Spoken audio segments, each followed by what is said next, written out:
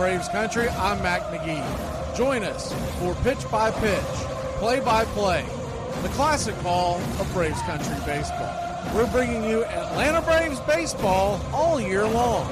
Jump into our pregame show, Braves Country Today, just before first pitch. Stick around for the postgame show, Braves Country Tonight, where we will open up the phone lines and react to your calls or your comments all year long. That's Braves Country Radio, pitch by pitch, play by play, your home for the classic call of Braves Country baseball.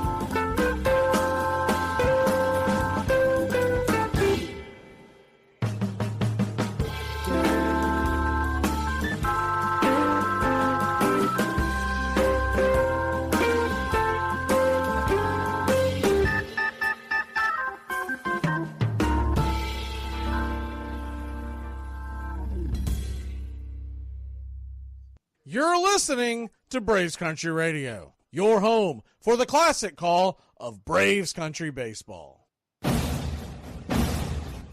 Hey Braves Country, this is Mac Magee with Braves Country Radio.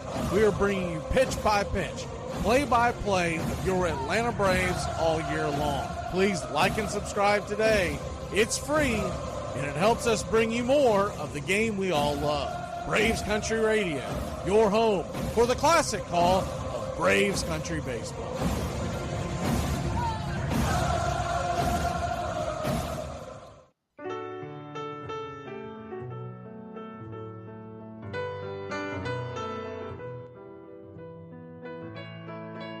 Casey at the Bat by Ernest Lawrence Thayer.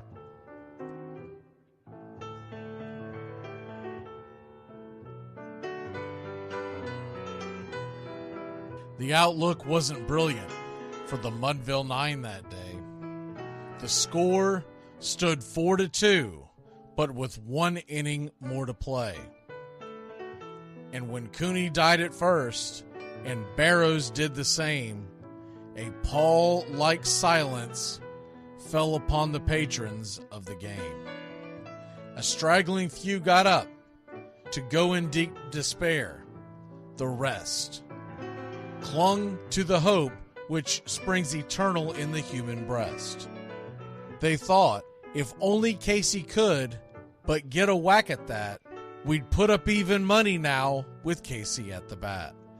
But Flynn preceded Casey, as did Jimmy Blake, and the former was a hoodoo, while the latter was a cake.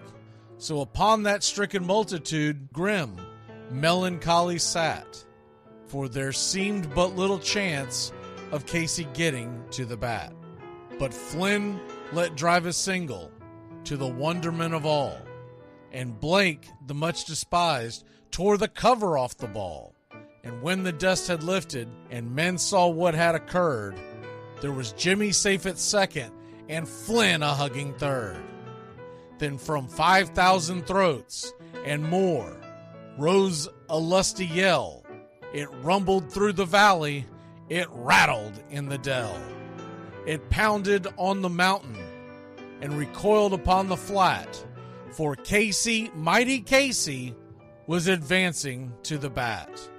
There was ease in Casey's manner as he stepped into his place. There was pride in Casey's bearing, and a smile lit Casey's face. And when responding to the cheers, he lightly doffed his hat. No stranger in the crowd could doubt 'twas Casey at the bat. 10,000 eyes were on him as he rubbed his hands with dirt. 5,000 tongues applauded when he wiped them on his shirt. Then while the writhing pitcher ground the ball into his hip, defiance flashed in Casey's eye, a sneer curled Casey's lip. And now the leather-covered sphere came hurtling through the air, and Casey stood a-watching it in a haughty grandeur there. Closed by the sturdy batsman, the ball unheeded sped. "That ain't my style," said Casey. "Strike one," the umpire said. From the benches black with people, there went up a muffled roar, like the beating of a storm waves on a stern and distant shore. "Kill him! Kill the umpire!" shouted someone on the stand, and it's likely they'd have killed him had not Casey raised his hand. With the smile of Christian charity, great Casey's visage shone. He stilled the rising tumult, he bade the game go on. He signaled to the pitcher, and once more the dun sphere flew. But Casey ignored it, and the umpire said, "Strike two!" "Fraud!" cried the maddened thousands, and echoed answered, "Fraud!" But one scornful look from Casey, and the audience was awed. They saw his face grow stern and cold. They saw his muscles strain. And they knew that Casey wouldn't let that ball go by again. The sneer is from Casey's lip. His teeth are clenched in hate. He pounds with cruel violence his bat upon the plate. And now the pitcher holds the ball, and now he lets it go. And now the air is shattered by the force of Casey's blow. Oh, somewhere in the favored land, the sun is shining bright. The band is playing somewhere, and somewhere hearts are light. And somewhere men are laughing, and somewhere children shout. But there is no joy in Mudville. Mighty Casey has struck out. Casey at the Bat, Ernest Lawrence Thayer, published June 3rd, 1888. San Francisco Examiner.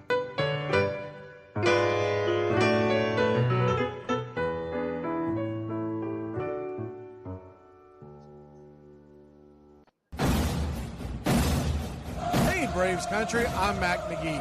Join us for Pitch by Pitch, Play by Play, the classic call of Braves Country Baseball.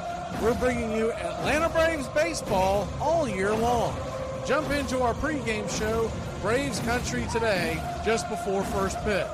Stick around for the postgame show, Braves Country Tonight, where we will open up the phone lines and react to your calls or your comments all year long. That's Braves Country Radio, pitch by pitch, play by play, your home for the classic call of Braves Country Baseball.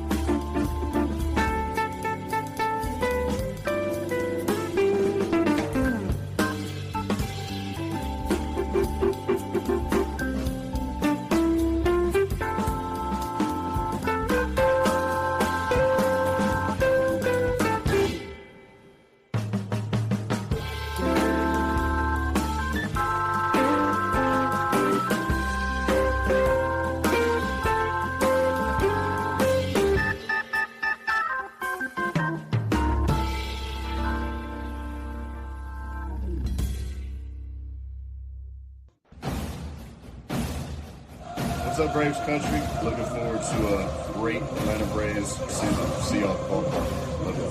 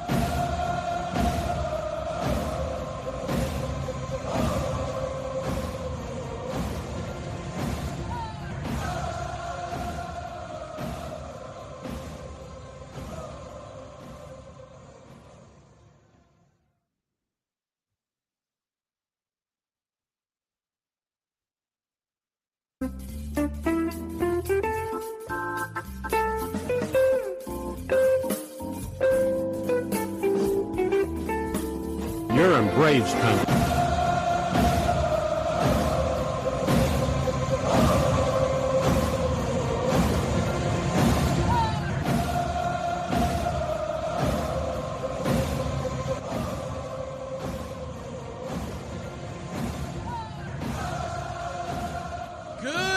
afternoon, Braves country. We're going to make this one short and sweet, but we did want to dive into what is going on in the world of the Atlanta Braves. We're about to take on a very important 4-game series.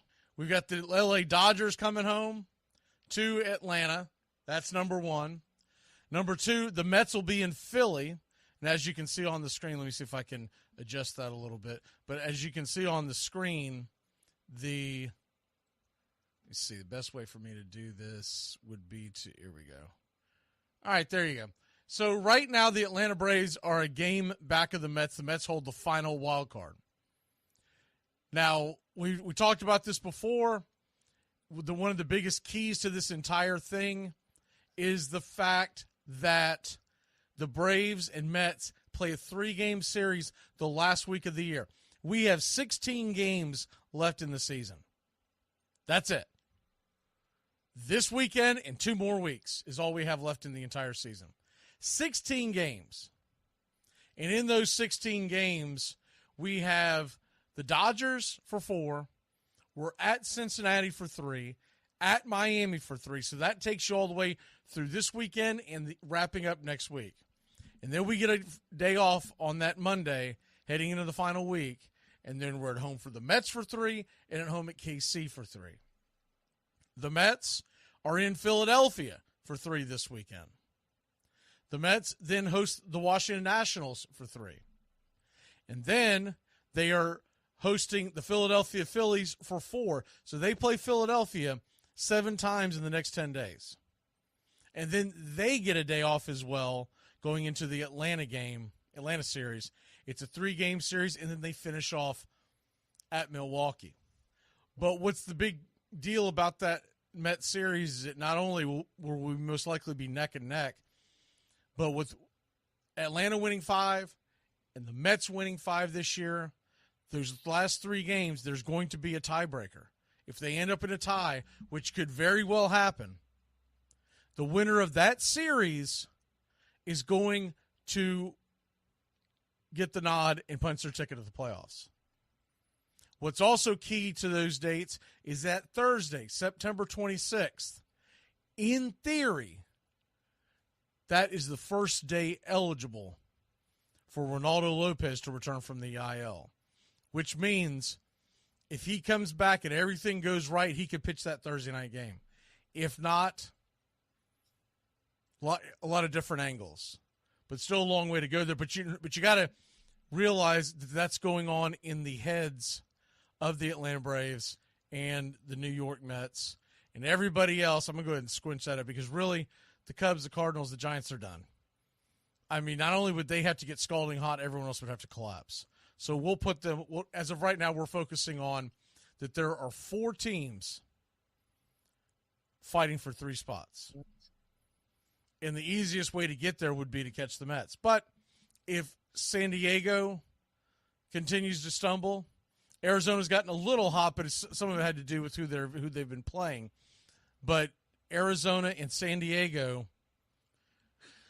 Mets and Atlanta, those 4 teams are going to decide the last 3 playoff spots because the divisions are wrapped up in the National League. There was a slight chance that someone was going to run down the Dodgers. That's gone. Dodgers have a healthy lead. Phillies are running away. The Brewers are running away. So it's really coming down to these wild card spots. If the Braves can find a way to get through it, the Atlanta Braves could have that in their favor going into the playoffs. A team that had to fight, continue to play, continue to keep the iron sharp, and then you get in the playoffs, and you might see a much different outcome than what we've seen the last few years where we've had everything wrapped up. And I just felt like both years, we ran into some injuries with the pitching, but I also felt like that they were not sharp at all going into the playoffs, and the offense let them down. This year, you don't have to worry about that because offense can't let us down. They can only let us up. The offense has let us down all year long. It can't get any worse than what it's been. So that's the advantage right there. So Atlanta's going to go in to this series against the Dodgers, and we're going to wrap this up with the entire series breakdown. But just to let you know, as of right now, Schwellenbach, Sale, Morton, Fried. That's the breakdown. Also to let you know, the play-by-play, if you haven't seen it already updated, we're giving you play-by-play tonight, Sunday night, and Monday night of the Dodgers series. Saturday night will be the chat because you have about 6 Southeastern Conference teams playing football on television that night. Georgia's playing Kentucky. Both of those are Braves country. Tennessee Volunteers, they're Braves country. Auburn's playing. That's Braves country. I'm not willing to go up against that when we can go up against the NFL and the Texans versus the Bears, which, let's be honest, Texans and Bears, no one gives a crap about that game in general, and definitely not anybody in Braves country. If you're watching that game, it's got something to do with fantasy football, but you're not locked into the game. I mean, honestly, I'm a little surprised that was a Sunday night game, but I think they were trying to showcase the rookie quarterback for Chicago and the youngster C.J. Stroud for Houston. But anyways, not the point. The point is we're doing Friday, Sunday, Monday. Saturday night will be the chat night over on the Cover Country. All right. So with that being said, let's go ahead and take a real quick look at what happened in the last series, Washington. Look, they looked phenomenal. The offense looked phenomenal in game 1. Blew Washington out when they went 12-0. Raylo only went 1 inning, but the bullpen stepped up in a big way. You know, Jesse Chavez was phenomenal in that game. Came out of the bullpen out of nowhere and went 3 innings of scoreless ball. The entire bullpen went 8 innings of scoreless ball. And I get it, it's Washington, but that can't be ignored. Then the Braves go out Wednesday night, and Irvin outpitched Max Fried. Max Fried, they made a lot of excuses for him, but let's call a spade. Max Fried sucked in that game. Max Fried left too many balls over the plate. Yeah, there were some dribblers that came through, but all in all, when you give up 11 hits in 5 innings, come on. It's not going anywhere. So with that being said, they split the series, and they lose the week. They dropped the first one with a 1-hitter shutout at home on the 9th on Monday against Cincinnati. That one was pathetic. And then the game on Wednesday, it wasn't much better. It really wasn't. So now we go into a Dodgers series where, look, this is going to be a difficult series to try to win. I would be thrilled with the split. If you told me right now we would win 2 of the 4 games, I would shake hands and go, we'll see you Tuesday in Cincinnati. I'll take it. Big picture with the entire 16 games left to go is this. I think 10-6 definitely gets you into the playoffs, especially if 2 of those 10 are against the Mets. I think 9 of 7 could get you into the playoffs. But if you go 8-8, it's going to be a dogfight, and you may not get the tiebreaker. When you look at what we have left, the 4 against L.A., and then we go into Cincinnati and Miami for 6. Miami stinks. We know that. Cincinnati stinks. We know that. But Cincinnati can be a difficult place to play. They're going to need at least a series win in both of those. I don't know how realistic that is, considering how Jekyll and Hyde this offense has been. This offense has been terrible. The pitching will be there. But the point will be, when you're in Cincinnati, that ball flies, especially in the summer months. Can Atlanta score some runs to keep themselves relevant? When they're in Miami, a team that they have owned for the last several years, does that continue? Or do they – and there's also the look ahead. How focused are they going into the Cincinnati, especially the Miami series, because it's the series right before New York? The other thing would be, we would like to see the Phillies to go out there and really take care of the Mets, right? That would be the ideal thing right now.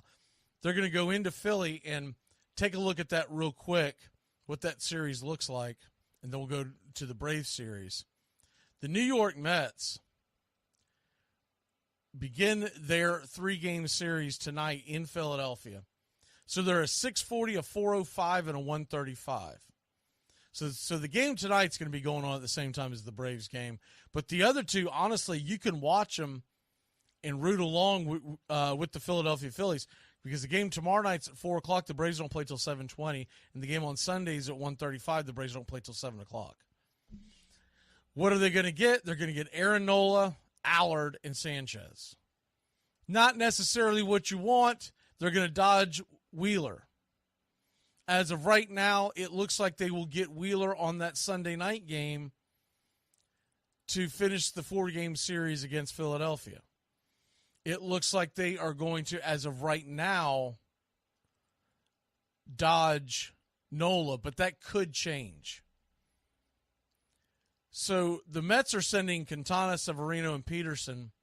Severino versus Allard tomorrow's game, the Mets have a definite advantage. Tonight's game, Nola versus Quintana, though I think it'll be a low-scoring game, advantage Philadelphia. The toss-up in that series is going to be the Sunday game.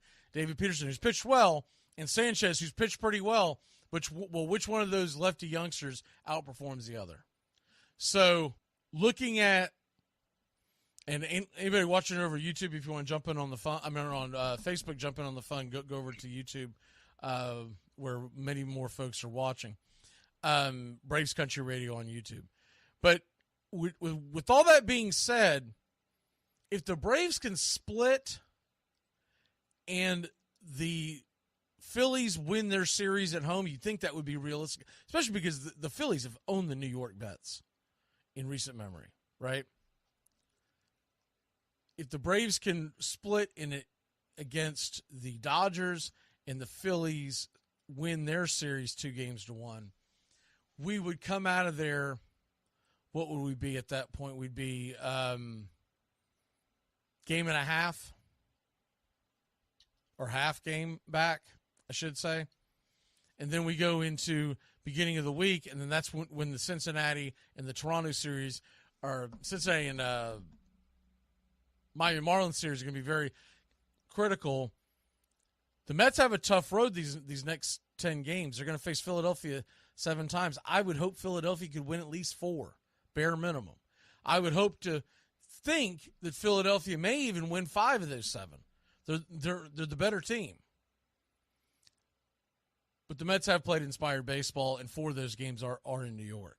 So take that for what it is. I still think you're going to get Philly's best shot these next 7 games against the Mets, because they still have a full week after that Mets series, those 2 Mets series. They have a full week to set their rotation and do whatever the hell they want to do for the playoffs. So that's going to be critical. And then if you go back to what the Braves are going to be doing this weekend against the LA Dodgers, here's how it winds up. It's still listed as Schwellenbach versus Knack. Once again, remember this game tonight, it's on Apple TV. We're going to have the broadcast here, but if you're trying to stream it up and connect it up, it's on Apple. You're not going to be able to get it on Bally Sports or anything else like that. They have the sole rights. Dodgers will send Knack versus Schwellenbach. It's 2 youngsters. We've got the edge in this game. But they definitely, in every one of these games, they have the offensive advantage, and it's not even close. In every one of these games, we have the bullpen advantage, and it's not even close.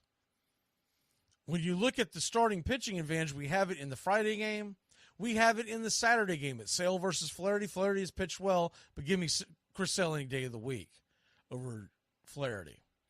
And then in the Sunday game, it's Morton versus Buehler. And in years past, you'd say, oh, my God, Walker Buehler. Walker Buehler's coming off of injury. Walker Buehler has not looked great. He's looked a little better recently, but he hasn't been the elite Walker Buehler that he was in, 2021, right? So Monday's game is in Max Fried versus Yamamoto. Yamamoto, same story. He's coming off an injury. Now, he's looked good in his outing, but he didn't go very far. I don't think you're going to get more than about 4 or 5 innings out of Yamamoto on Monday, unless the Braves do the typical thing where they swing at the first pitch and it's a 6-pitch inning in the first inning. Then who the hell knows how long they'll let him go out there? But they're still building Yamamoto back. If I'm handicapping these games, Saturday should be a win for Atlanta. We have a very good chance in the Sunday game and in the Monday game.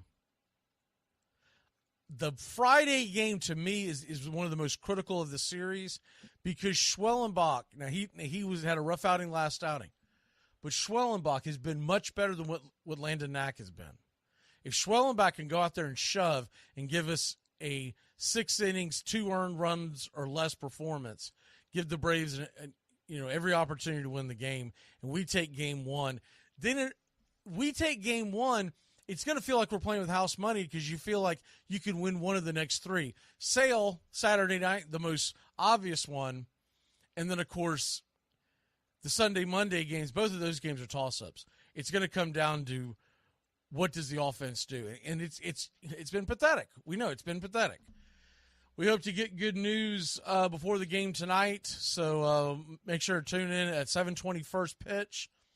Tonight, the game, we're looking to get some positive news on a couple of fronts. One of them, digging around to see if we can find anything out new on Ozzie Albies. The other thing is that they talked about that Whit Merrifield may be available in this series. Now, he may not start, but he may be available. You'll know more, obviously, right before first pitch. But looking at the injuries that we have had, if we could get Whit Merrifield back, that helps stabilize that offense quite a bit. Biggio is not going to be the answer. Luke Williams obviously has not been an answer. And it'll be interesting to see who they have on the roster. And remember, because of the expanded roster, you can move guys back and forth. Now, Travis d'Arnaud is back. They announced that yesterday. Travis d'Arnaud came back from the paternity list, so Chadwick Tromp goes back down. So it'll be, I would think, d'Arnaud probably starts tonight. And I would think d'Arnaud gets at least 2, if not 3 starts in this series. All 4 games being night games, you're not going to have that automatic, day game after night game scenario where they just refuse to play the same catcher twice. I would think the way it lines up, and I don't have their numbers versus starting pitchers in front of them, but I would think the way it lines up, you'd want Travis to come back tonight and probably have Travis catch Sunday night, and then Monday's kind of up in the air. I would think Murph is going to catch Sale on Saturday. But if one of these guys have much better numbers against one of the starting pitchers, that's a factor as well. I don't get those numbers until about 4 hours before first pitch. So there you have it. Like I said, Ozzie, we're hoping to get some positive news on Ozzie. They haven't released anything, but usually this is the day that you get it. After an off day, at home, you should get some kind of news on Ozzie. And in a perfect world, we find out that he's going to go on I think he goes on a rehab assignment. I don't think they throw him right in. Now, they could, because they're not getting any production right now from second base. But I think they probably send him on a rehab assignment. I don't know if they're going to want to throw him into the fire onto the road, and they may put him on the rehab assignment. My guess would be if everything goes correctly, he's back in time for the Mets series. We obviously want him back before then, but they have been very, very slow. What we were told when he first got hurt is that the range that he would have been coming back on would have been this weekend. This would have been like the long play. This is at the end of the 6 to 8 weeks mark. Well, all we've heard is things are going well, but we haven't heard anything about taking swings, anything like that. So hopefully between now and first pitch, we'll know more. But my guess would be we don't see him in the LA series. I hope I'm wrong. And that he would go out on a rehab assignment next week while the team is on the road and get him ready to come back against the Mets. But once again, I would prefer to him to be back in time to play a couple of games in Miami to get the rust off the bat, because when you go into that Mets series, it's going to have a playoff-like atmosphere, and we're going to get their best shot. Next Braves Country Today, we'll talk about where it's being looked upon is who the Mets will probably have pitching in that series. But right now it's a little too far to project. They've got some guys listed that you could guesstimate on who would pitch, but I would think that they're going to try to manipulate it where we're going to face Severino, we're going to face probably Manaea, and then the other guy I would think that they're going to want to try to put in there. I know they've got a lot of confidence in Peterson, and he has pitched well against the Braves, so that could be who they lean on. They don't want Tyler McGill out there. They just do not want McGill out there on the mound starting. So there you have that. Real quick, Braves Country Today. We're going to get out of here. We'll see you tonight, 7:20 first pitch. If you're listening to the replay, we're about to get started. All right. We'll see you guys. Thanks for tuning in. And go Braves. And let's hope that these bats, maybe a day off, will wake them up. But we know when the Braves have an opportunity to score in this series specifically, they better take advantage of it. Because if they go out there and they have the bases loaded and nobody out and they only get the one run, that's the kind of stuff that's going to come back and haunt you when you got to face Mookie and Freddie and Ohtani and the rest of the LA gang. I mean, they are just, their offense is out of this world. The Braves have the pitching to slow them down. And the Dodgers pitching has been suspect. So it kind of feeds into the fact that the Braves have taken advantage of bad pitching from time to time. But this isn't like terrible pitching. This just isn't elite level LA Dodger pitching we've seen in the past. Have a great one, y'all.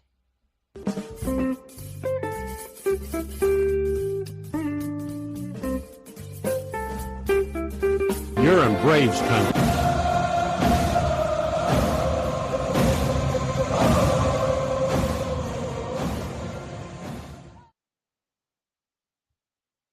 Like me, you can't smoke like me.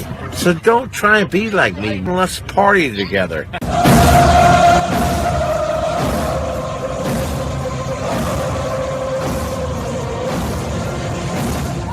There's something kind of about a kid that's never played baseball.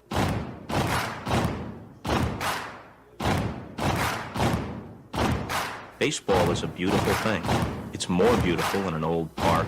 It's asymmetrical and quirky.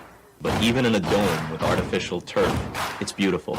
The way the field fans out, the choreography of the sport, the pace and rhythm of it, the fact that that pace and rhythm allows for conversation and reflection and opinion and comparison. In right field, the crowd is tormenting Strawberries, singing Darryl, Darryl. Little roller up along first, behind the bag. It gets through Buckner. Here comes Knight, and the Mets win. And there's a fly ball deep to left. It's on its way. There it goes. And the Yankees are going to the World Series. Aaron Boone. Ground ball stabbed by Folk. He has it. He underhands to first for the first time in 86 years. The Red Sox have won baseball world championship. Can you believe it? It's a pastime, something you do. It's entertainment, something you watch. And it's a shared experience, something you talk about and read about. But you can apply those same three criteria to other things. What makes baseball special is that it's the best game that's ever been devised. Smith corks one into right down the line. It may go. Go crazy, folks. Go crazy. Sure as God made green apples, someday the Chicago Cubs are going to be in the World Series. A little bouncer slowly toward Bryant. He will glove it in front of Rizzo. It's in time. And the Chicago Cubs win the World Series. Cubs win. What a lucky break. The good Lord wants the Cubs to win. pretty romantic about baseball. If baseball is about caring, about loyalty and rivalry. Braves fans are on their feet hoping for some kind of a bleeder or a seeing-eye single. Here's the 1-2 pitch. Fastball hit high and deep down the right field line. It's going back. Is it fair? Is it zip, boom, bam, it's gone! Ram-a-lam-a ding dong, a 3-run shot, and your Atlanta Braves have taken a 1-run lead. A banger, and she's gone, baby. There's a very peaceful thing. It was created and played in pastures and meadows. There's grass, there's outdoors, there's everything that people thought was American and feel about America. You get in a ballpark, and it's the wonder of walking through that dark tunnel and seeing a huge open space where men play the little boy's game.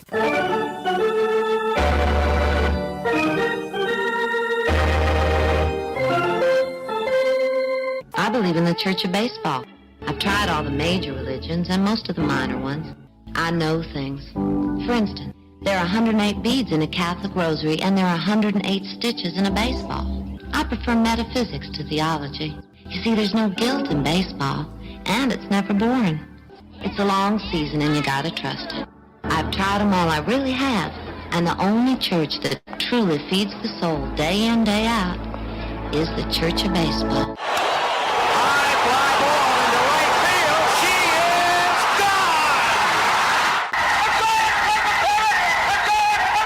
Swung line drive left field. 1 run is in. Here comes Breen. Here's the throw to the plate. He is safe.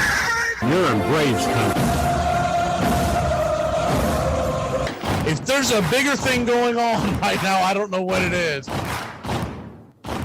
We're down to 1 strike here. Gurriel, the last hope for the Houston Astros. Here's the 0-2 pitch. Swung on, bounced over to Dansby. Dansby fires it over to first, and here comes the dog pile.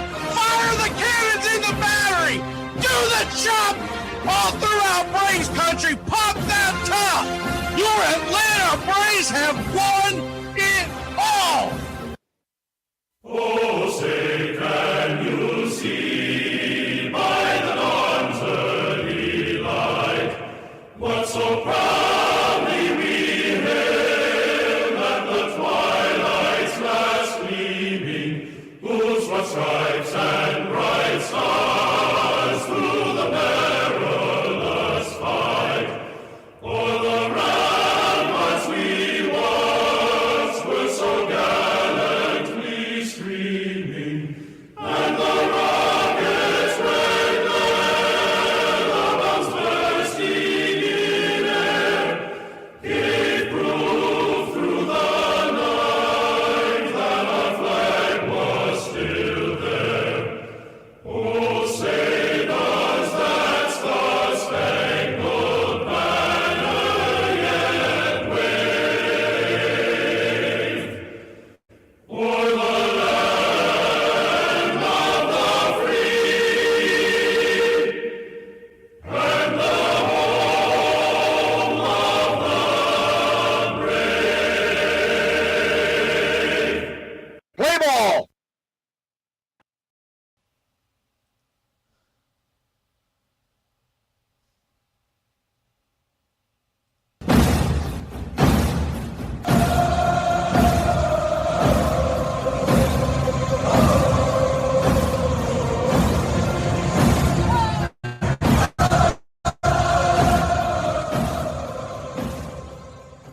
Down a beer?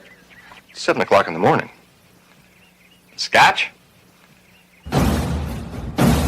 Hey, howdy, hi, and how the hell are you? Pull up an armchair, girls and boys, and join us for Braves Country Baseball. You're listening live, and the scene is Truist Park in Atlanta, Georgia, where we're set to bring you pitch-by-pitch, play-by-play of your Atlanta Braves. Hi, I'm Mac Magee. Here are your starting lineups for today's action. Leading off the designated hitter, Shohei Ohtani. 47 home runs, 104 RBI, 48 stolen bases, batting .292.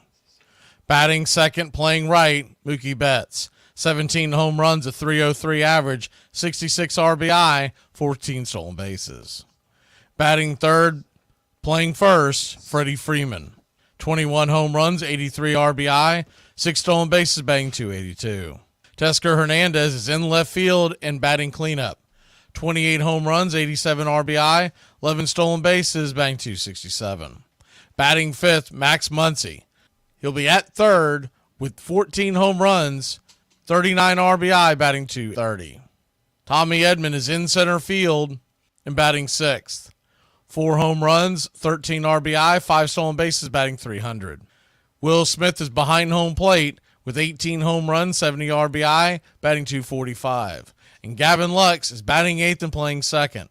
10 home runs, 47 RBI, 5 stolen bases, batting .251. Miguel Rojas is at shortstop and batting ninth. 4 home runs, 33 RBI, 7 stolen bases, batting .290. On the bump for the Los Angeles Dodgers tonight, it's Landon Knack, who's 2-3 with a 3 ERA, a .96 whip, 54 innings, 52 strikeouts, 13 walks allowed, 39 hits, and 10 home runs served. On the mound for your Atlanta Braves, it's Spencer Schwellenbach Day. Schwelly is 5-7 with a 3.78 ERA, a 1.12 whip, 97 innings pitched, 107 strikeouts. He has 90 hits allowed, 19 walks versus 12 home runs served. Leading off and patrolling center field for your Atlanta Braves, it's Michael Harris II. 11 home runs, 37 RBI, 8 stolen bases, batting .248. Batting second, playing right, Jorge Soler. 17 home runs, 55 RBI, 1 stolen base, batting .232. Batting third, the designated hitter, Marcelo Zuna. 37 home runs and 98 RBI. He has a .303 average. Matt Olson batting cleanup and playing first. 25 home runs, 81 RBI, batting .237. Travis d'Arnaud is back and behind home plate, batting fifth with 14 home runs, 46 RBI, 1 stolen base, batting .245. Batting sixth and playing left, it's Ramon Laureano. He has 8 home runs, 25 RBI, 7 stolen bases, batting .254. Batting seventh and playing short, Orlando Arcia. 16 home runs, 42 RBI, 2 stolen bases, batting .220. And Gio Urshela is batting eighth and playing third. 5 home runs, 42 RBI, batting .242.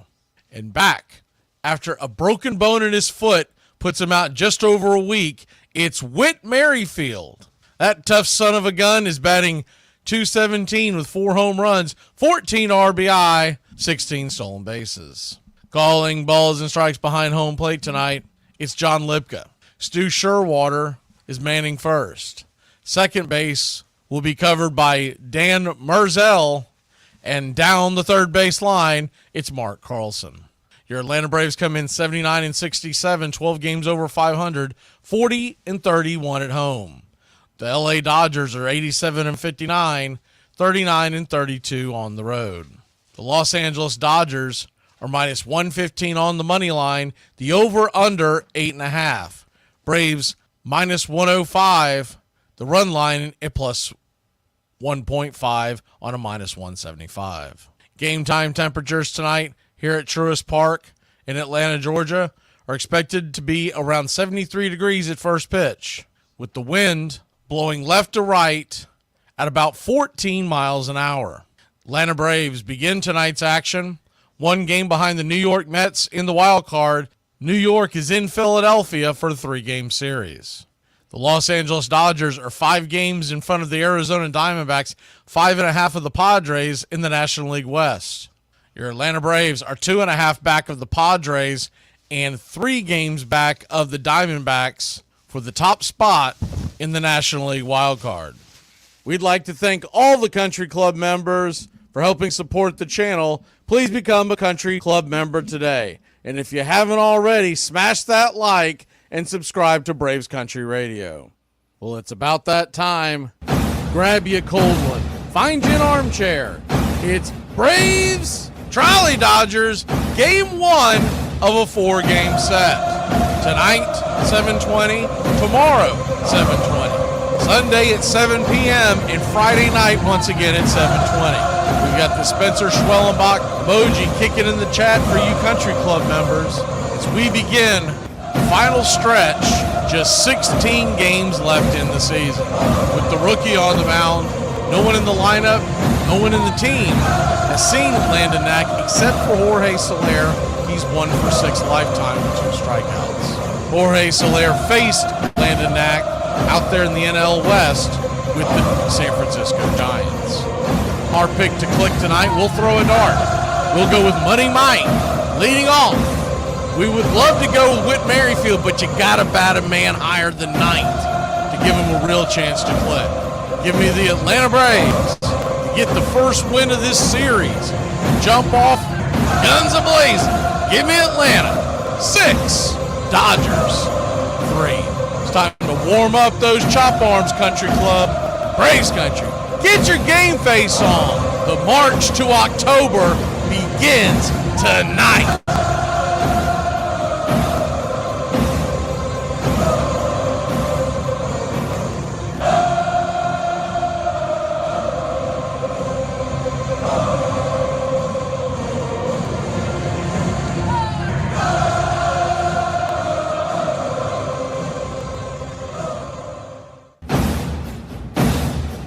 Get this bus moving. Stop. Come back. Too late.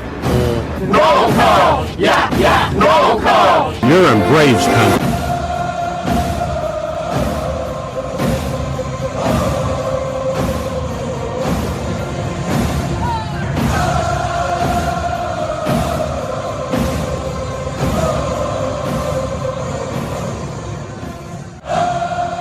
Good evening, Braves Country. Or should I say, hola! It's Los Bravos night tonight. I've actually got my Los Bravos shirt on. Got a golf shirt that I got at Los Bravos. If we have time, I might tell that story, how that became a thing with me and I think I've told it before, but it's pretty good. Atlanta Braves are wearing their reds. Dodgers coming in their road grays. Once again, it's your first time tuning in. Once we get to the point where we can pair up the 3D with the play-by-play, we'll switch the screen. Until then, it's the scoreboard. If you missed that note, someone else tell them when they come in going, all right, Atlanta Braves are coming in with their red tops, white pants. White names on the back. Blue numerals on the back outlined in white.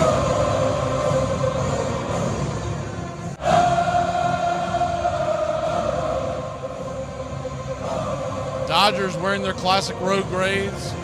Dodgers across the chest in blue.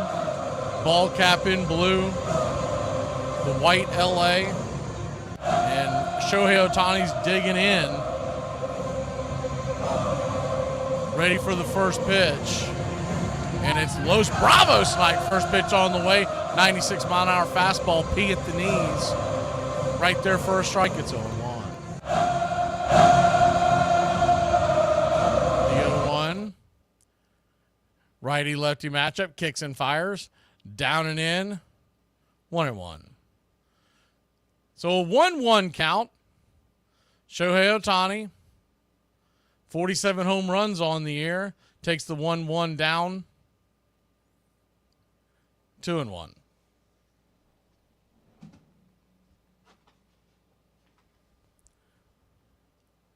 The 2-1, kicks and fires, swing, lifted high and deep into center field.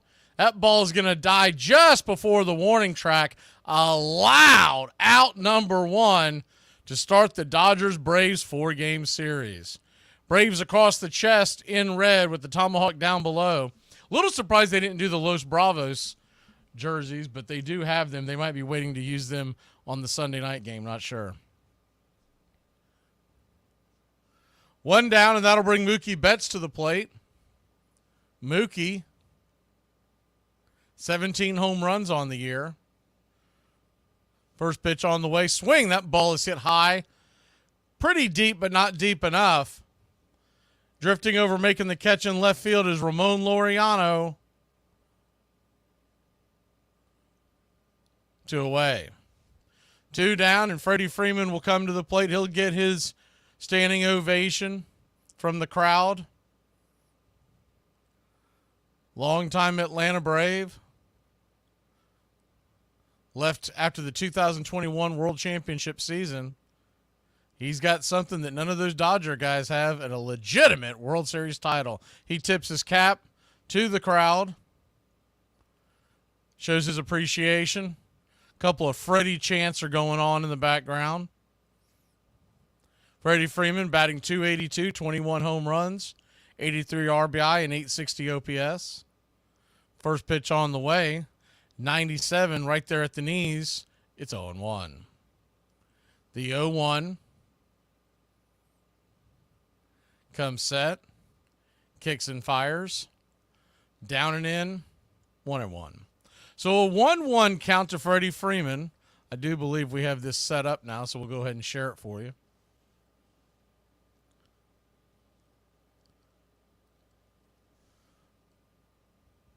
The 1-1 down and in, 2-1. Braves nothing, Dodgers nothing. Top of the first inning. The 2-1 pitch. Just underneath, 3-1. Schwellenbach unwilling to give in here. The 2-1 pitch. Schwell turns and deals. 96 miles an hour down below the knees, and he'll head on down to first. 1 on, 2 out for the Dodgers.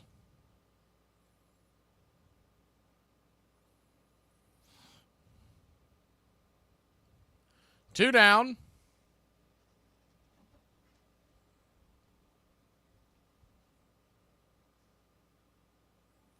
First pitch on the way to Teoscar Hernandez is right there at the knees for a strike. It's 0-1.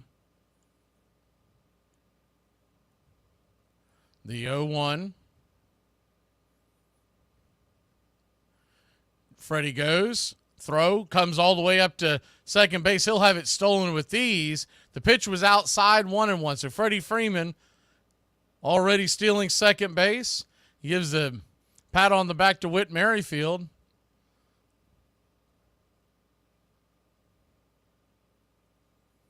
He got a good jump. I don't think Schwellenbach was expecting him to go. Freddie will steal a base if you let him get a good enough lead. The 1-1 pitch, outside wide, 2-1. Braves nothing, Dodgers nothing, top of the first inning. The 2-1.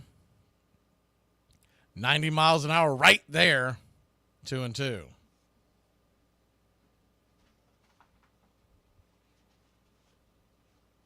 The 2-2 count.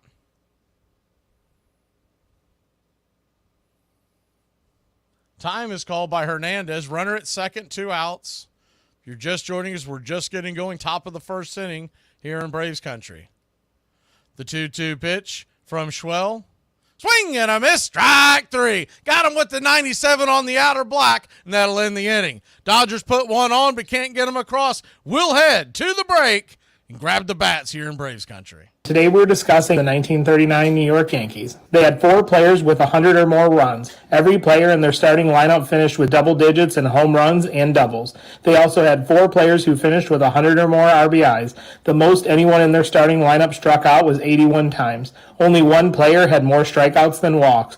5 players had an on-base percentage of 400 or higher. 5 hitters produced an OPS plus over 130. The Yankees pitching was also great in 1939. Red Ruffing threw 233 innings with 148 ERA plus. Their bullpen ate up a lot of innings. Combined, Steve Sundra and Mariusa Russo threw 240 innings with an ERA below 2.75. That season, DiMaggio was incredible. He won the American League Most Valuable Player, batting .381 with a .671 slugging percentage, 30 home runs, and 32 doubles. Oh yeah, and he only struck out 20 times. In May of that year, they went 24-4, scoring 213 runs or an average of 7.6 runs per game. By the end of May, they were already 6.5 games up in the American League. They won the American League by 17 games with a record of 106-45. In the World Series that year, they faced the 97-win Cincinnati Reds. The 1939 Yankees have the 6th best winning percentage of any team that won the World Series. They also have the largest run differential in baseball history at plus 411.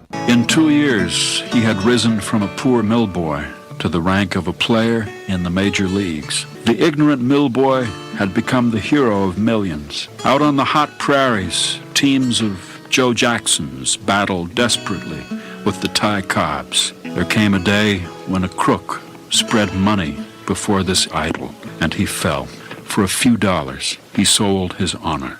New York World.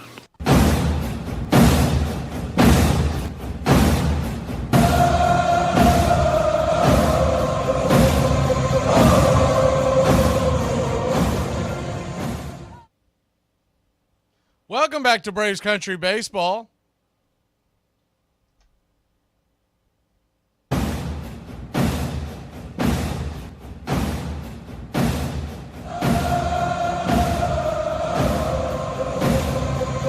Michael Harris II will lead us off. Looks like we got some memberships given away by the GOAT to the Country Club, so let's hit that first.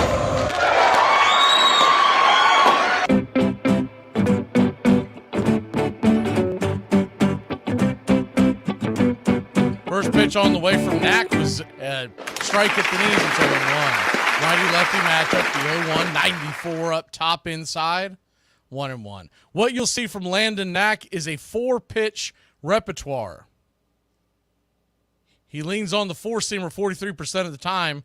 The 1-1 pitch swing, and that ball's rifled towards right field, but a leaping stab by Freddie Freeman, L3 in your scorecard, 1 away.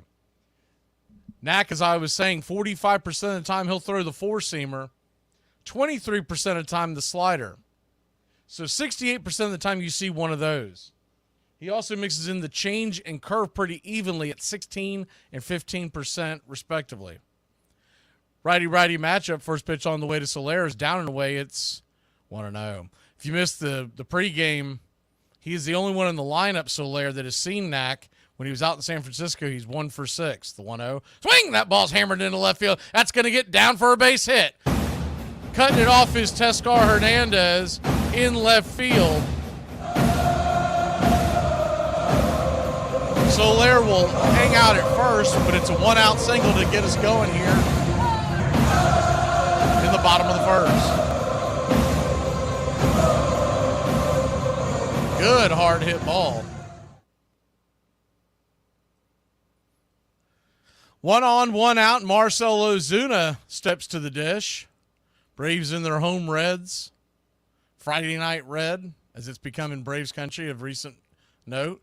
First pitch on the way is a curveball outside, but called for a strike. It's 0-1. Your home plate umpire tonight is Stu Sherwater. John Lipka tomorrow. Dan Merzell will get the call on Sunday night. Mark Carlson in the Monday night finale. The 0-1. Kicks and fires, 86 miles an hour, outside wide again, 0-2. Ozuna doesn't like it. I can't say I blame. Both those pitches were off the plate. If he's going to give those outside pitches to Schwell, that's fine, but we didn't see it in the first inning. The 0-2 brings it in the dirt. Good stop by Will Smith, the hind catcher. Good take by Ozuna, 1-2. Didn't get it far enough away to scamper. So 1-2 from Knack. Two franchises that have both began in the 19th century. The 1-2 swing, pops that back foul.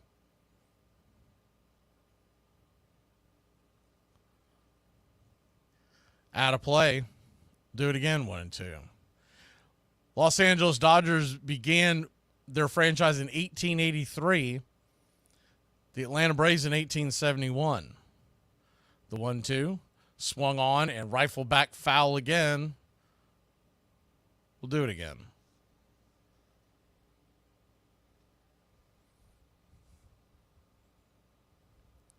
Braves nothing, Dodgers nothing. Runner on first, 1 out. Jorge Soler inching towards second. Not much of a threat to run, but you never know. The 1-2. Swing! Slaps that back foul. We'll do it again. Los Angeles Dodgers began their play in 1883 as the Brooklyn Grays. They were in the International Association. The Braves were the Boston Red Stockings. And they were in the NA as well. In the National Association, the Brooklyn Grays in the International Association. There were a lot of different professional baseball leagues back then. We're going to go over some of that tonight. That's our turn back time for the night. So we'll kind of give you update, kind of give you an idea of who these two franchises are. The 1-2 swung on, chops it over to third. It's got to bounce off the glove of Muncy, and that ball's going to get through. Max Muncy has been, the politest way to put it is he is an adventure at third base. They love having his bat in the lineup. I think that's going to be an E5. They may give him a hometown discount and call that a base hit, but most third basemen expect to make that play. So runners on first and second, 1 out. Hey, Grandma King, I was wondering about you earlier today. I didn't see you in a while. First pitch on the way, 87 inside. It's 1-0. We're going to hit up the roll call here in a second. If you haven't already, say hi in the chat. We'll get to it here in the next break. The 1-0. Swing and a miss, 93. Right by him, 1-1. Once again, all these guys except for Soler seeing Knack for the first time. So it's not just what they do in this at bat, but obviously the adjustments they'll make. The 1-1 swung on. That ball's going to get down where the green grass grows. 1 run will score. Atlanta leads it 1-0. They will hold Marcell Ozuna at third. Matt Olson with an RBI double. And let's go, Braves country. It's 1-0 here in the bottom of the first.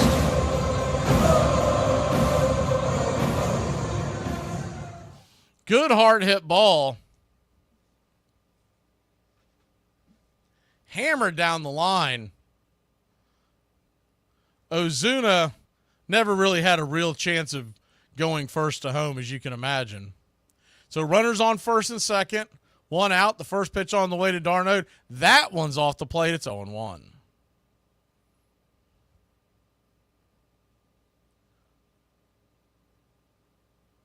The 0-1. Swing, fouls it back.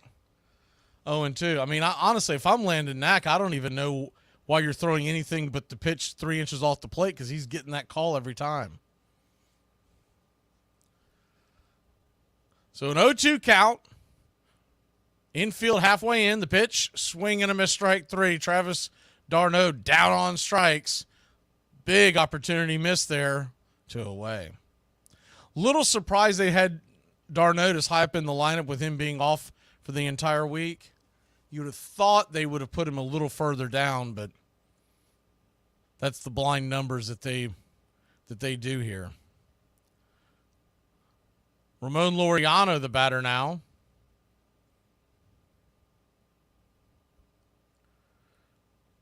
Time was called a second by Stu Sherwater. Now we're back to play. The first pitch to Ramon, inside, 80 miles an hour, 1-0. Going to need a base hit or an error, something to get that run home. Would have loved to have seen Travis get that ball lifted into left field to bring the run home. Instead, the 1-0 pitch, swing. That ball's lifted high and deep, going back on the track, making the catch at the wall to end the inning. A leaping catch by the center fielder, Edmund. We were 2 feet away from a 4-0 lead. Your Atlanta Braves put 1 on the board. We'll be back in a flash here on Braves Country. I just want 2 minutes on my own without people irritating me. If you were to make a list of games that Gen X got banned for future generations, you would probably start with dodgeball, Jarts, and then right up there in the top 3 is Red Rover. Red Rover was a special game where you would have 2 teams lined up on opposite sides of each other, and you would link arms and you would sing a little song. Now listen, if you were the fat kid, this is when you came in clutch. You went from the kid that nobody wanted other teams to the first round draft pick at recess. When your name gets called, it is your job to run top speed. Your only job was to get decimated. Kids would like break their wrist and dislocate their shoulders. Lots of concussions because you hit that double clothesline and just... After recess, kids would be walking in like ice packs. One kid's walking like Vince McMahon, and you know he won Red Rover just by the way he's walking. Come back next week when I try to explain smear the without getting canceled. A South Carolina country boy, he had learned how to bat from a Confederate veteran who had learned his baseball from Union soldiers in a northern prison camp. He had hoped to be a pitcher until he broke a batter's arm with a wild pitch. Jackson could neither read nor write, but he could hit. 408 in his rookie year. 356 lifetime, the 3rd highest average in history. His home runs were called Saturday specials because most of the textile workers' games in which he got his start were played on Saturdays. And he hit them with a special 48-ounce bat, Black Betsy, made for him by a local lumberman from the north side of a hickory tree, and darkened with coat after coat of Jackson's tobacco juice. Ty Cobb himself thought Joe Jackson the greatest natural hitter I ever saw. He was called Shoeless Joe because he was said once to have been spotted in the minors playing in his socks when new shoes proved too tight. Welcome back to Braves Country Baseball. Atlanta Braves lead this 1-0. Should have been a lot more.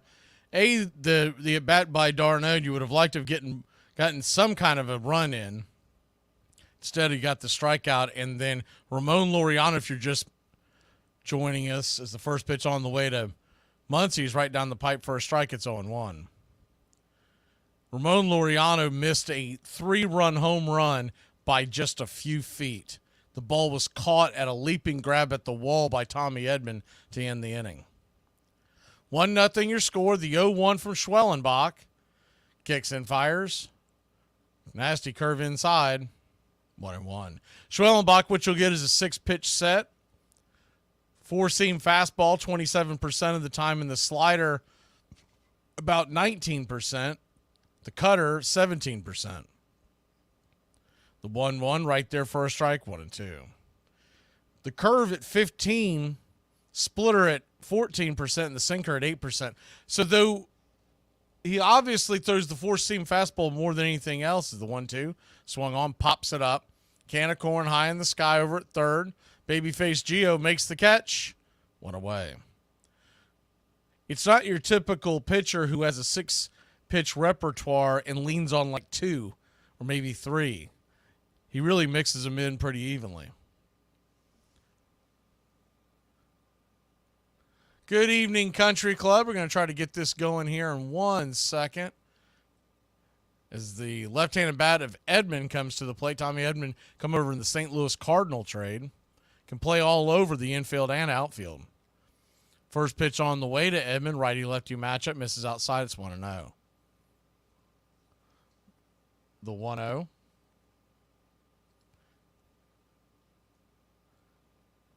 Kicks and fires. Swing, chops it over to second. It's going to be an easy 4-3 put out. Merrifield on the play to Olsen. 2 down. Get this bus moving. Stop. Come back. Too late. Roll call. Yeah. Roll call. You're in Braves country. Good evening, Country Club members. We got the Beeve, the Goat.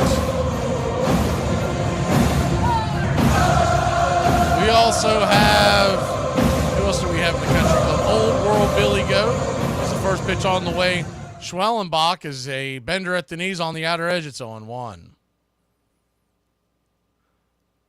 Billy Sanford, good to see you. Country Club member. The 0-1, down and away, 1-1. So a 1-1 count. We've got new members as the Goat has gifted 5 one-way Renzo Tennessee. I'm assuming this Tennessee volume. Charles Fritz and Leo DC. The 1-1 outside wide, 2-1. Sam Dilworth, excuse me. Welcome to the country club. AY, good to see you. Other country club members, JC. The 2-1 pitch is outside wide. He's not getting that call, 3-1. 3-1 count. 2 down here in the second. The GOAT, good to see you. The 3-1 pitch just grabbed the outer edge, full count.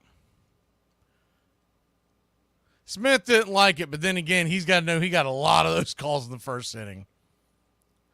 The payoff pitch from Schwellenbach. Swing and a miss, strike 3. So Schwellenbach settles down. He goes 1, 2, 3. We'll be back in a flash here on Braves Country to finish up roll call. For about 70 cents, you can buy a can of soda, regular or diet. For about 70 cents, you can also buy a cup of coffee. For about 70 cents, you can buy a pack of gum, plain or sugarless. For 10 cents a day, you can buy the Country Club for Braves Country Radio.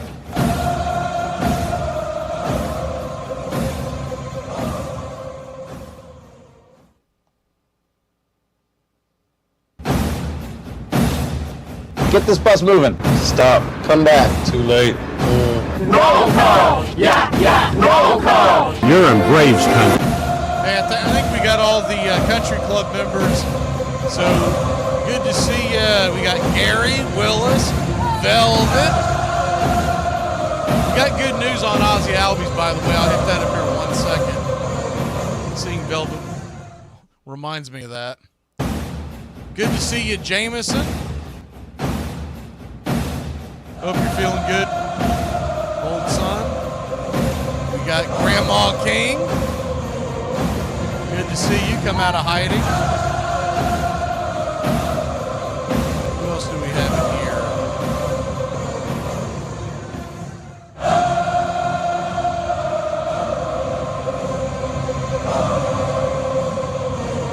Mike, good to see you.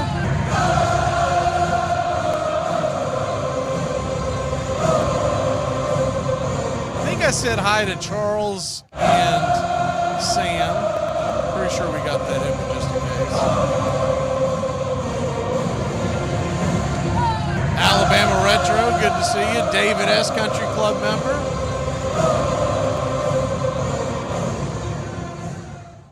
Peyton. Gary. I think that's it.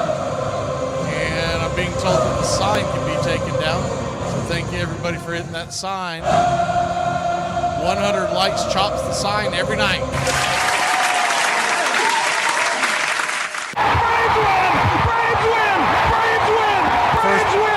First pitch at the bottom of the second inning is a swing and a miss strike. Lando Arcia, the batter, it's 0-1. It'll be Arcia, Gio, Whit Merrifield, 0-1 right down the pipe.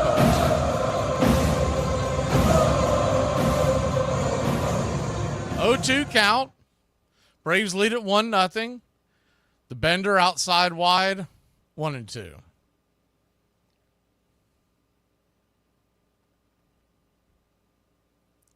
So the news on Ozzie Albies is this, as Mac brings it, swung on, chopped foul off his instep. We'll do it again. Ozzie Albies said he hopes to be back within the week, that he will bat right-handed only when he returns, at least until his left-handed swing feels better. Said he would need only one rehab game or simulate a game of live pitching, which is probably what they'll do at this stage in the stage in the season. The 1-2 misses up high, 2-2. 2-2 to Arcia. Righty matchup. Knack brings it. 81 outside wide. Didn't get that call. Full count. That's the pitch. I mean, look, let's be honest.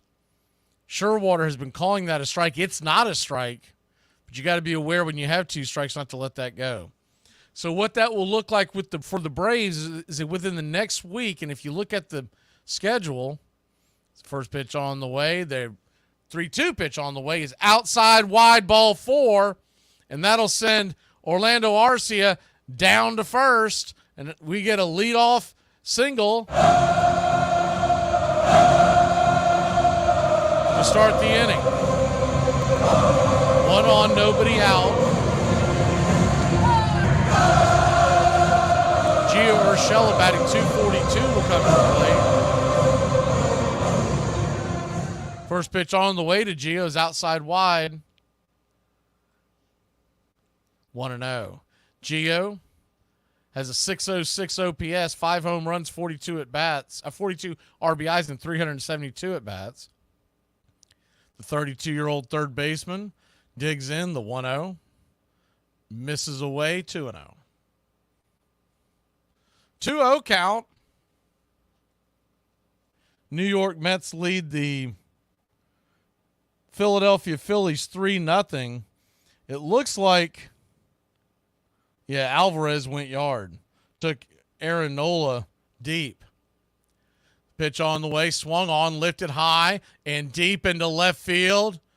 Zip, boom, bam, it's gone. Ramalama ding dong, babyface Gio knocks it over the wall, and your Atlanta Braves 3, Dodgers nada.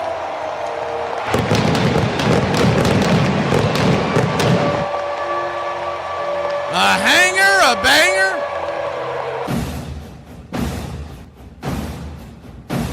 That ball got way too much of the plate, and Gio Urshela did not miss. Got that bat head around and slammed it over the left field wall.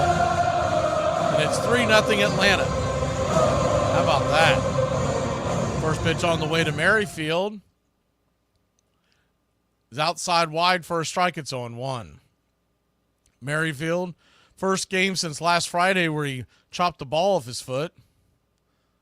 Broke a bone in his foot, the 0-1 inside 1-1. So he's playing with a hairline fracture in his foot. The 1-1 right there at the knees. 1-2. They do have some protective gear over that foot, but there's only so much you can do. The 1-2 misses high, 2-2. Knack is really starting to work fast. I don't know if that's nerves being down 3-0. 3-0 your score, bottom of the second. Knack delivers. Outside wide, full count. It's kind of funny. Apple is doing the game, and we all know it's horrendous when they do the game, but they got the mic'd up thing going on, and Teoscar Hernandez was the left fielder mic'd up when that ball went over his head. The payoff pitch. Swing, fouls it back. So what that's going to do, y'all, if you think about big picture, when Ozzie comes back, assuming he comes back, Ozzie will obviously slide over to second, and Witt can take over at third, and then you can really platoon a lot of different guys in and out of the lineup. Pitch on the way, swung on, fouled back. We'll do it again, full count. Braves 3, Dodgers 0, bottom of the second, nobody out. If you're just joining us, Orlando Arcia walked in this inning to lead us off, and then Gio Urshela, a 2-run shot. The payoff pitch, swats back foul. We'll do it again.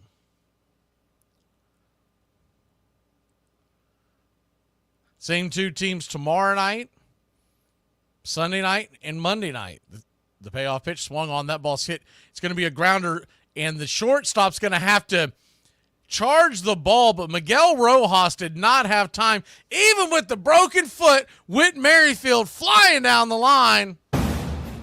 We've got an infield single to start the second inning. After that 2-run home run,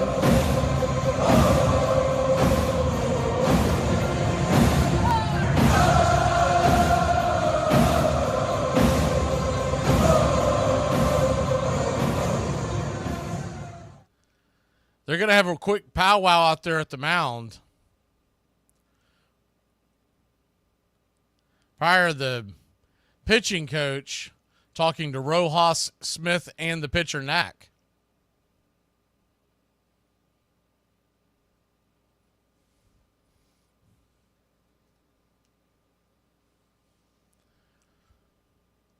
Runner on first.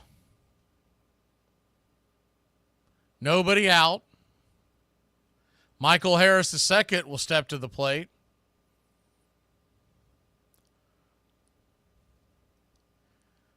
Top of the order already back around for the Braves. Atlanta leads at 3-0. First pitch on the way. Well outside.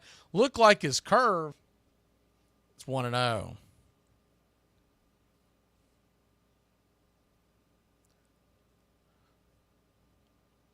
The 1-0. Jorge Soler looming on deck. The pitch. Swing. That ball's lifted high and deep. Going back on the track. Making the catch at the back of the warning track is Edman, and that'll be a loud out number 1. Whit Merrifield scampers back to first. He was going halfway in case that ball went off the wall. So 1 down.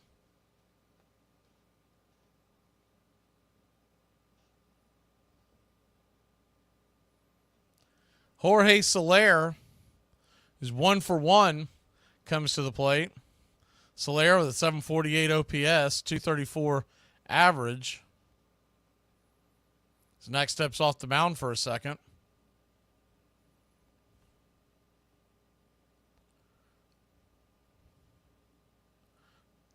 The first pitch on the way is inside high. It's 1-0. If this is your first time with us, what you're seeing is actually going on in the game right now. This is a 3D AI simulation. The 1-0. Swing. Hammers it down the left field line. If it's fair, it's gone. Ball's going back. Back. That baby's gone. Ding dong, the pitch is dead. A 2-run shot. Where'd this offense come from? 393 happy feet over the wall. 98 miles an hour off the bat of Jorge Soler. His 18th of the year.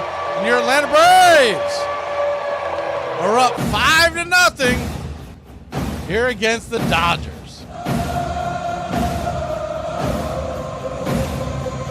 Wowza.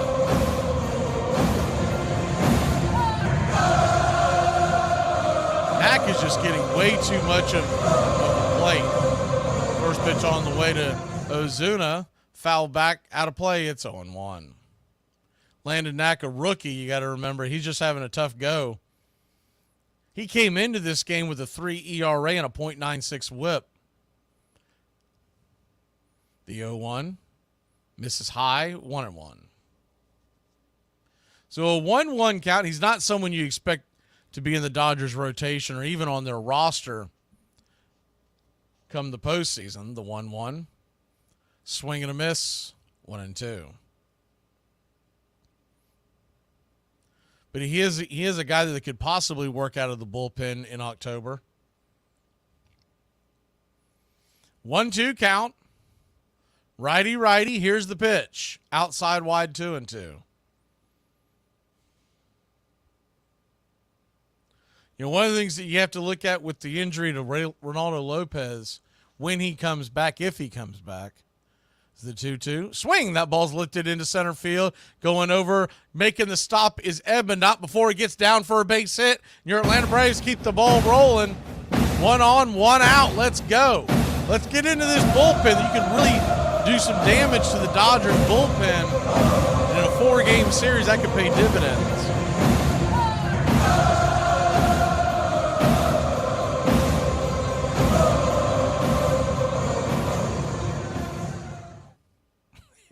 Descar Hernandez has got to be saying, get me off this damn microphone, man.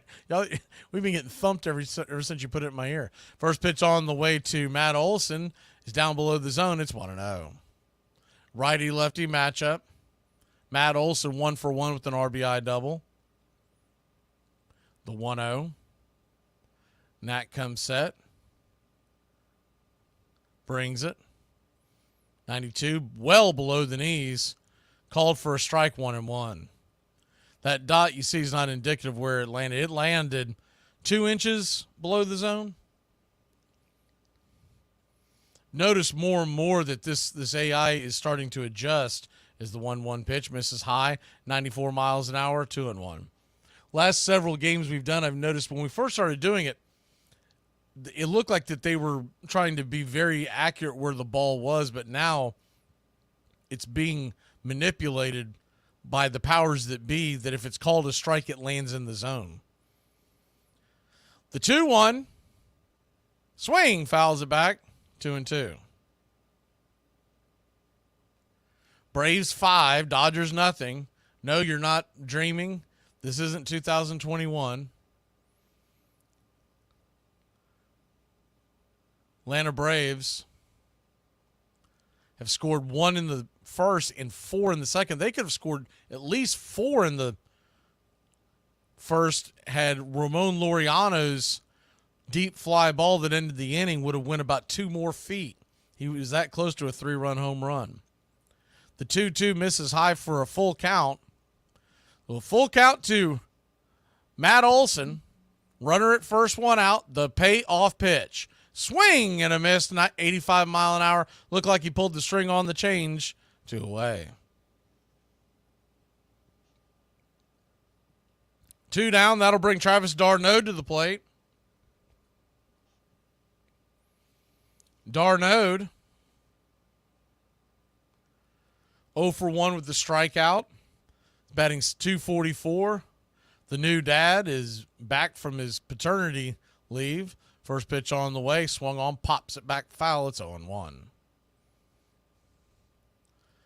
I would think you're going to see Travis tonight and Sunday night's game with Smurf on behind the plate tomorrow. And then it really will come down to what they want to do on Monday with Max Fried on the mound. The 0-1, up top misses, 1-1. Once again, we don't have a day-night situation in this series, so you're not forced to put a guy behind the plate. And Murphy's been so quiet with the bat. The 1-1 to d'Arnaud, 93 on the outer edge, 1-2.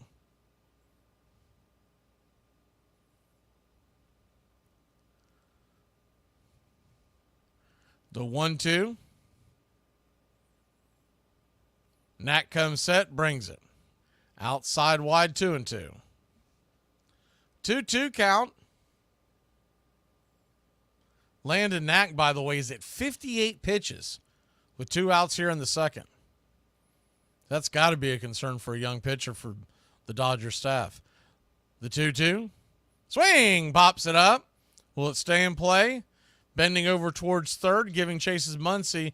That'll just miss. Getting just past the Braves dugout. We'll do it again.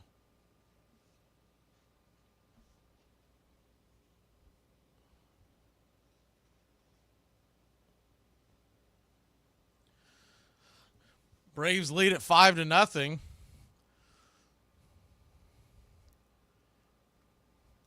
Bottom of the second. The 2-2. Up high, 3-2. Chris Sale on the mound for your Atlanta Braves tomorrow night. Sunday night is Charlie Morton. Monday, Max Fried. With the off day, they were able to just skip the Ronaldo Lopez. The payoff pitch, up high, ball 4. So the inning continues. And Landon Knack's got to know at some point they're going to get the cane and pull him. Doesn't appear it's going to be now. I'm sure Dave Roberts is just trying to get an extra out out of him, hoping he settles down in the next inning. Will Smith is going out there to talk to him now. He might be out there just to buy time. Or 61 pitches now. 36 for strikes. Will Smith out there giving the chat. I would think home plate umpire Sherwater is going to come out there and talk to him.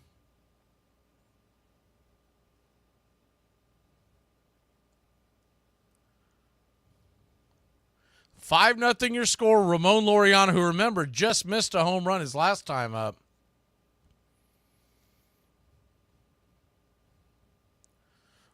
Runners on first and second, 2 outs. Knack goes back to work. The first pitch swung on and fouled straight back. It's 0-1. Man, oh man, could Ramon Laureano bust this thing wide open with one swing. Deep fly ball that ended up F8 as the center fielder Edmond leaped at the wall to end the first inning. Runners were on second and third. The 0-1 swung on, rifled back foul. It's 0-2. That ball was out and over the plate, too, the one that Laureano just missed. It's a good catch by Edmond. He had a long way to go. The 0-2 swung on, grounded over towards short. It's going to be a 6-4 put out to end the inning. But out for your Atlanta Braves, put 4 on the board. It's 5-0 here in the Battery. Are you okay? No, but I am funny, so it works out. I mean, why waste my time? Every single freaking year, I get myself juiced up with this stupid team, and at 43 years of age and 3 kids, enough already. Let them go hurt somebody else. I mean, when am I ever going to have a chance to win a lousy freaking champion? One time! Not 20! One lousy time! Gee whiz! Every single time! Ah, come on, will you please? Can you beat the Florida Marlins one time? The Mets! The lousy Mets did it to us! Every time! Win one! I'll give it all back! I'll leave now! Okay, out of my system. When Fred McMullen, Chicago's reserve infielder, got wind of what was happening, he demanded that Chick Gandil let him in on the fix. Now, 8 White Sox were involved, though Buck Weaver would later claim that he had not agreed to participate. The smart players demanded their money up front. The meeting was held about 8 o'clock in the evening. I said, there's so much double-crossing stuff. If I win in the series, I wanted the money put in my hand. I went back to my room at 11:30, and the 10 grand was under my pillow. Eddie Siccotti. Rumors of wrongdoing were everywhere. You couldn't miss it, one New York gambler said. The thing had an odor. I saw smart guys take even money on the Sox who should have been asking 5-1. Chicago sports writer Hugh Fullerton was joined in the press box by an ailing Christy Mathewson to judge if everything was on the up and up. Mathewson and Fullerton would quickly see that it was not. Everybody in the game knew it was happening. Nobody was even pretending that it wasn't happening. No one was admitting it out loud for the public. How could you admit it for the public? What would that mean? Welcome back to Braves Country Baseball. Man, the Phillies can't do anything right. They're losing to the Mets 6-0 in Philadelphia. That game's in the 5th. Aaron Nola out there choking again. We lead 5-0, so as it stands right now, we wouldn't gain any ground on the Mets. You're still also scoreboard watching. Remember, it's not just those two teams. We're looking at what the Diamondbacks are doing later on tonight against the Brewers, and the Padres are at the Giants. Go Giants, go Brewers this weekend, along with we're pulling for the Phillies to beat the Mets. Michael Grove is warming up in the Los Angeles Dodger bullpen. Schwellenbach goes back to work. First pitch on the way to Gavin Lux. Number 8 hitters down and in for a ball. After the 0-1, it's 1-1. The 1-1 righty-lefty matchup. Schwellenbach delivers. Swing and a miss. 1-2. 1-2 count.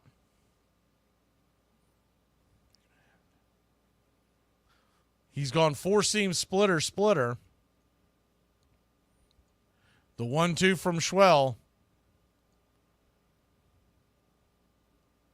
Comes set, turns and delivers. Swung on, lifted high into center field, drifting over, making the catch. Michael Harris for out number 1.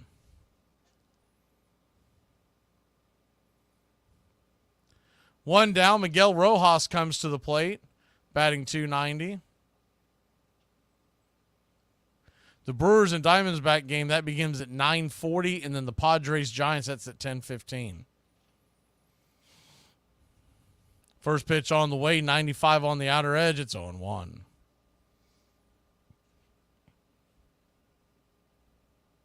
The 0-1. Brings it. Inside 96. 1-1. The 1-1 count.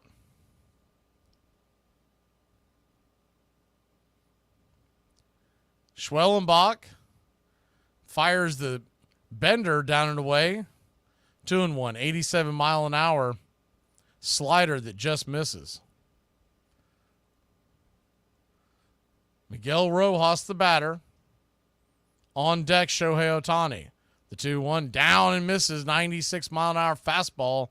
Ball 3-1. Last thing you want to do is put a duck on the pond with Ohtani looming. If you're just joining us, the news is good for Ozzie Albies. The 3-1 swing. That ball's blasted high and deep and gone. Rojas knew it.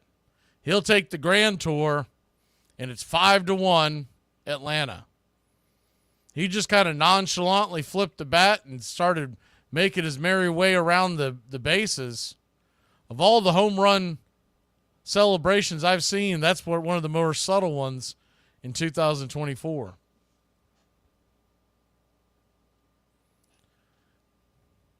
That ball just got way too much of the inner cut, right in his wheelhouse. Slammed it over the left field wall. The Braves lead by 4. Shohei Ohtani will now step to the plate. He gave the ball a ride the first time. Swing, that ball's hammered down the right field line. If it's fair, it's trouble. Just foul. That ball was tattooed about 10 to 12 feet right of the foul pole, about 7 rows back. And I'm not sure if the fan caught the ball or the ball caught the fan. You got a kid out there with the Bears shirt and a Braves hat with the souvenir.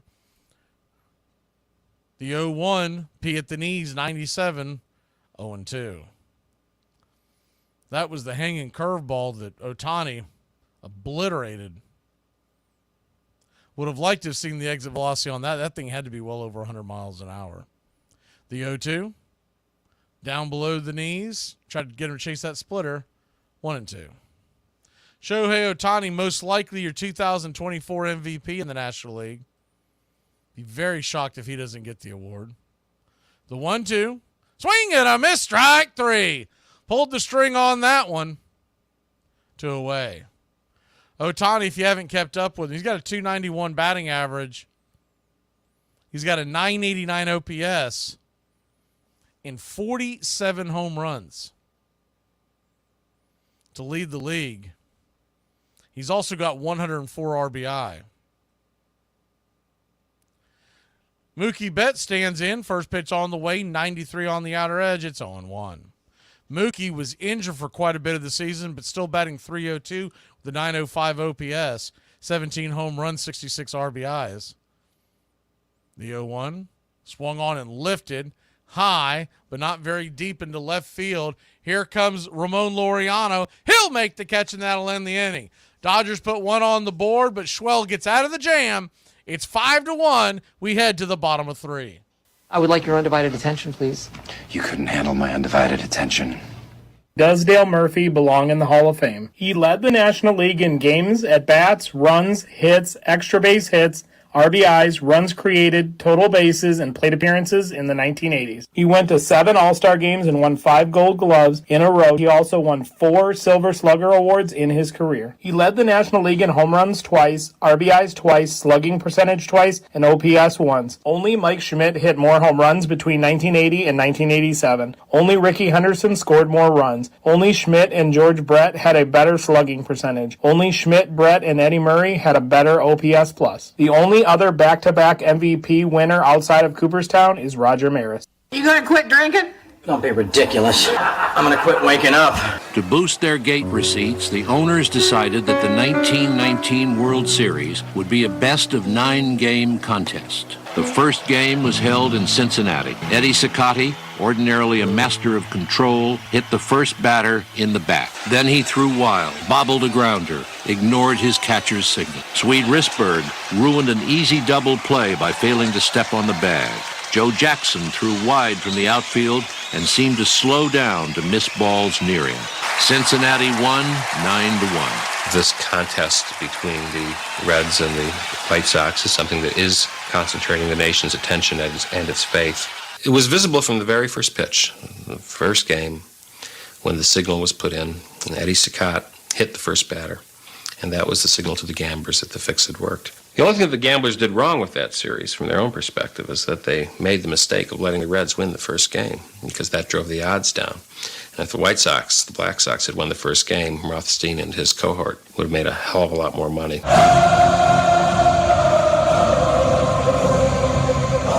Welcome back to Braves Country Baseball. Atlanta Braves lead the Los Angeles Dodgers 5-1. So we head to the bottom of the third inning. Meanwhile, back in Philadelphia, Mets are pounding Aaron Nola and the Phillies 6-0 in the fifth. Atlanta Braves bats will go back to work. Orlando Arcia, who led off the last inning with a walk that landed 4 runs for the Braves, stands in. First pitch on the way. Swing and a miss over the top. It's 0-1. The 0-1. Michael Grove, the new pitcher. So Landon Knack will go to his numbers here in a second. The 0-1. Down and away, 1-1. Landon Knack went 2 innings, 7 hits allowed, 5 earned runs, 2 walks, 2 strikeouts, and 2 home runs. The 0-2 to Arcia. Kicks and brings it. Swung on, chops it over to short. Making the play is Rojas, 6-3 in your scorecard. 1 away. 1 down. Gio Urshela, your batter.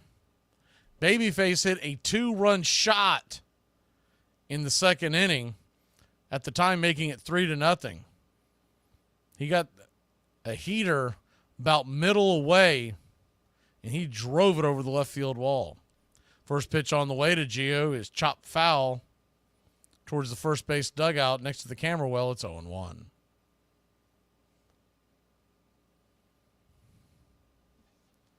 The 0-1. Kicks and fires. 97 up top. 0-2.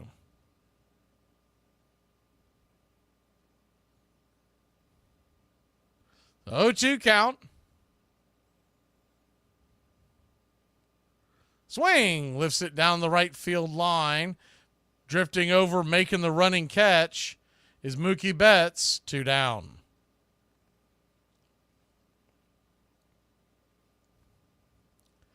Two down. That'll bring up Whit Merrifield, his first game back since breaking a bone in his foot last Friday night. They've got it wrapped and he's got it protected, but he's going to play through the pain. First pitch on the way to Whit is 97 right there at the knees. It's 0-1.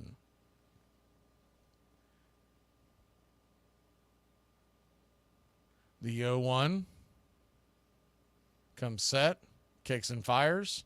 Swing and a miss. 0-2. Chase the Bender off the plate. So he's gone sinker, slider to start the at-bat. Michael Grove coming in for Landon Knack.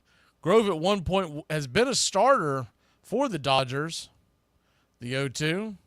Swung on, chops it over to second. Should be an easy play. 4-3 on the putout. It is, and that'll end the inning. 3 up, 3 down. Grove comes in and fans the flames. We'll be back in a flash here on Braves Country. Anybody else just kind of feel like their check engine light is on and you're just like, nah, this is fine? The amount of people who stand in the absolute middle of the aisle in the grocery store. What are you doing? Pick a side. I hate you. Hey, Braves Country, this is Mac Magee with Braves Country Radio. We are bringing you pitch by pitch, play-by-play of your Atlanta Braves all year long. Please like and subscribe today. It's free, and it helps us bring you more of the game we all love. Braves Country Radio, your home for the classic call of Braves Country Baseball. Somebody just came up to me and asked me what I do for a living. I said, mind my damn business. They hiring too. You want me to get you an application? Cincinnati took the fourth game 2-0 behind the superb pitching of Jimmy Ring. Eddie Cicotti had pitched well for the Sox, but once again, he made several devastating errors in the field. There is no alibi for Cicotti.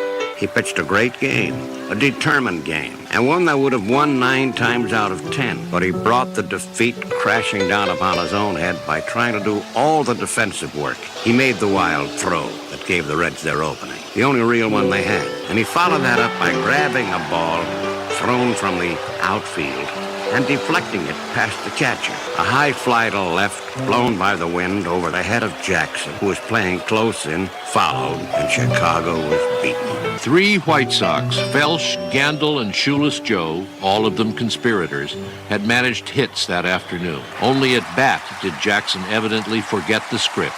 He would bat .375 in the series.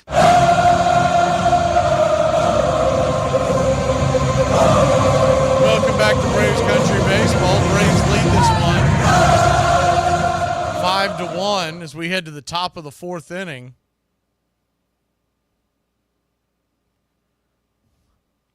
If you're just joining us, 5 runs, 7 hits, no errors for the Braves. 1 run, 1 hit, no error for the Dodgers. The lone hit was the solo shot by Miguel Rojas. Freddie Freeman did walk and steal a base. He will lead off the 4th inning. First pitch on the way, 96 inside. 1-0. The 1-0.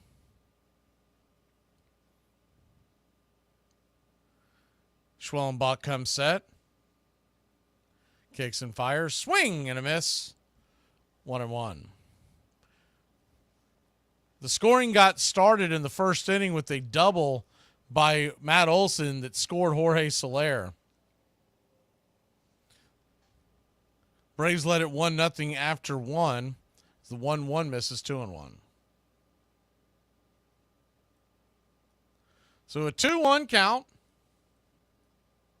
Brings it. Swing. Slaps it back foul, 95 miles an hour.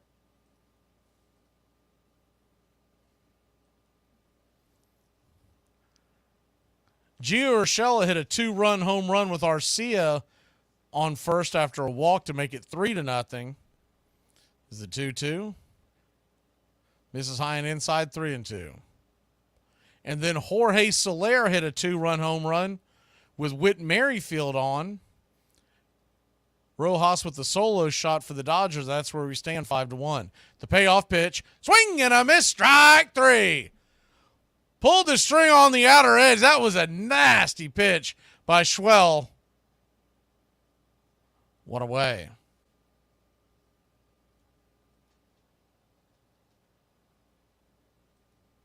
One down.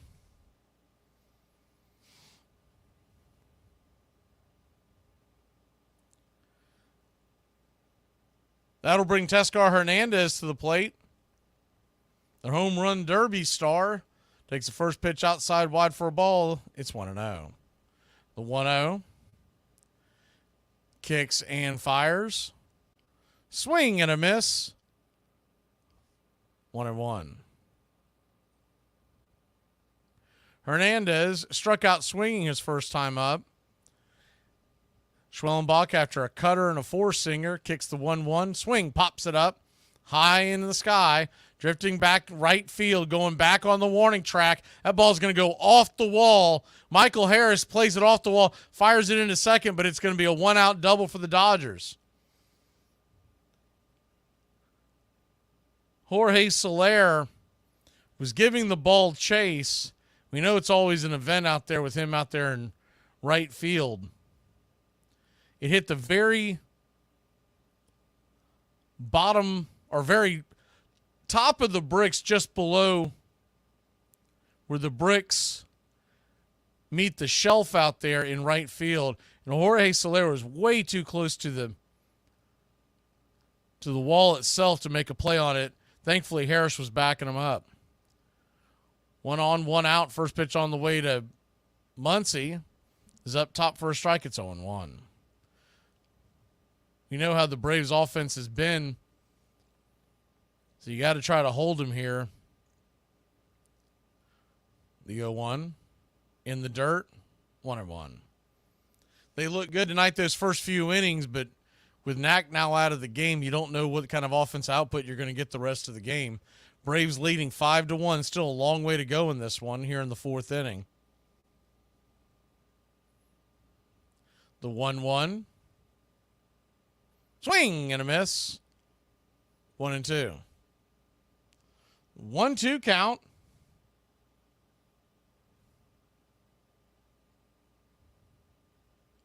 Mets now lead 7-0 in Philadelphia, by the way. The 1-2. Swing and a miss, strike 3. Got him. 2 away.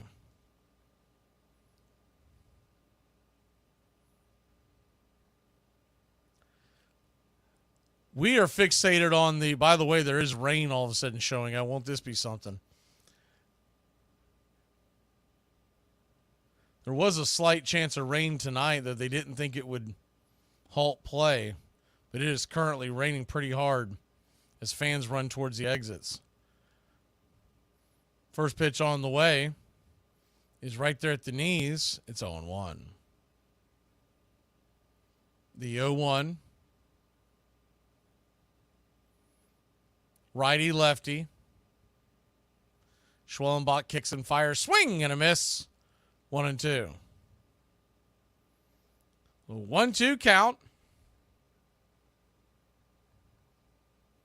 Tommy Edman, who made the great catch at the wall in the first inning, he grounded out to second in the second inning. He's 0 for 1, batting .296 on the year. The 0-2 pitch, inside, 1-2.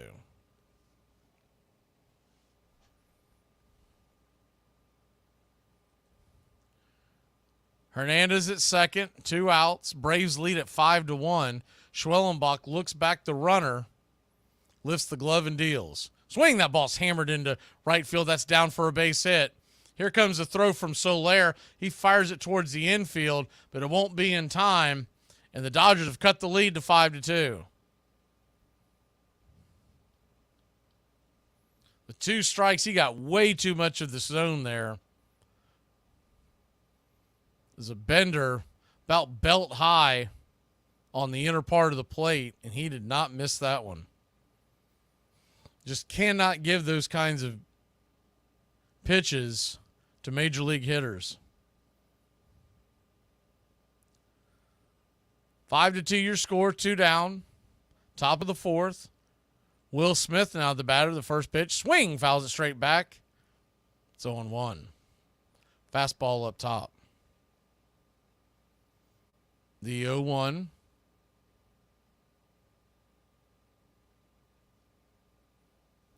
There's the showers in the area are expected till about 9 o'clock. So we're talking about 30 minutes, and hopefully they'll dance around Truist Park and we won't get much of it.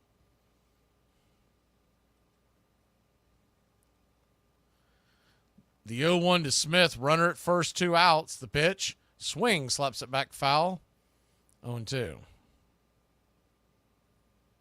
They're kind of scattered showers. It's not one big, as I'm looking at it on the rare, it's not one large cell that's coming over. It's kind of like scattered all throughout the area. Later on tonight, they're expecting to get quite a bit of rain, but that won't be till 1 or 2 in the morning. The 0-2, up high, misses, 2-2.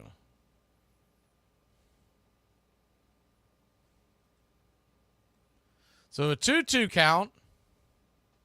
1-2 count. 2 down, runner at first. Braves lead at 5-2.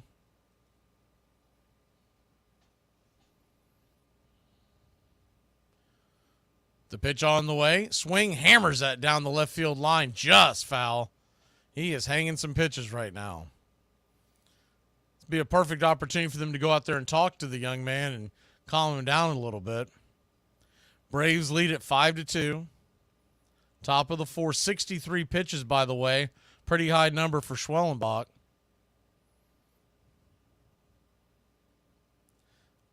Got a 1-2 count. Runner at first. The pitch.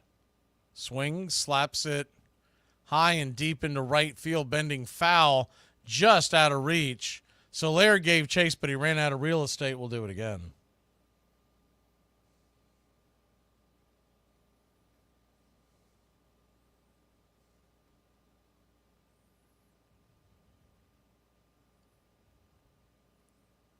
So not only are the Braves chasing down the Mets, but you got to realize the Dodgers and the Phillies are in their own battle trying to fight out for the best record in the National League.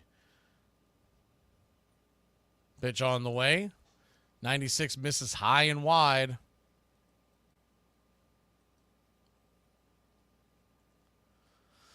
So that evens up the count at 2-2. One run across already here in the fourth inning. 2 outs. Runner at second leading. He jumps back to first as Schwellenbach steps off the rubber.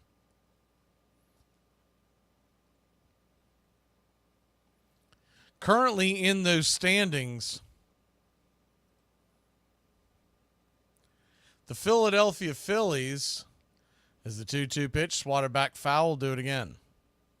They lead the Dodgers by 1 game for the best record of the National League. That would also be the best record in all of baseball. So they are playing for something right now. They're looking for the 1 seed, as are the Dodgers. The Yankees are 3.5 behind the Phillies. Is the 2-2 down and away, ball 3, full count. Milwaukee 4 back. So all these teams have something to play for. These last 2 weeks of the season, it's not just division. Milwaukee still has ideas of possibly getting a bye. The payoff pitch, runner goes, swing, that ball's hammered into left field. That's going to get down for a base hit. Laureano cuts it off. It'll be runners on the corners. Runner at first easily scampers to second going on the pitch, and Schwellenbach is in trouble here. Runners on the corners, 2 outs. You'd like to see them get off their can and go out there and talk to Schwell. Feel like they should have already been out there before the Smith at bat. Gavin Lux is now due up. Abreu will finally go out there and talk to him. It's not his call. He's got to wait for Snicker to give him the go-ahead. But if nothing else, this isn't always about strategy. Sometimes it's just to get the guy a breath, get him. With the new pitch clock rules and whatnot, you just sometimes want to gather yourself. But with a youngster like Schwellenbach, Abreu's probably talking to him about everything under the sun as far as how they want to pitch Lux. Rojas is on deck. Remember, he hit the home run.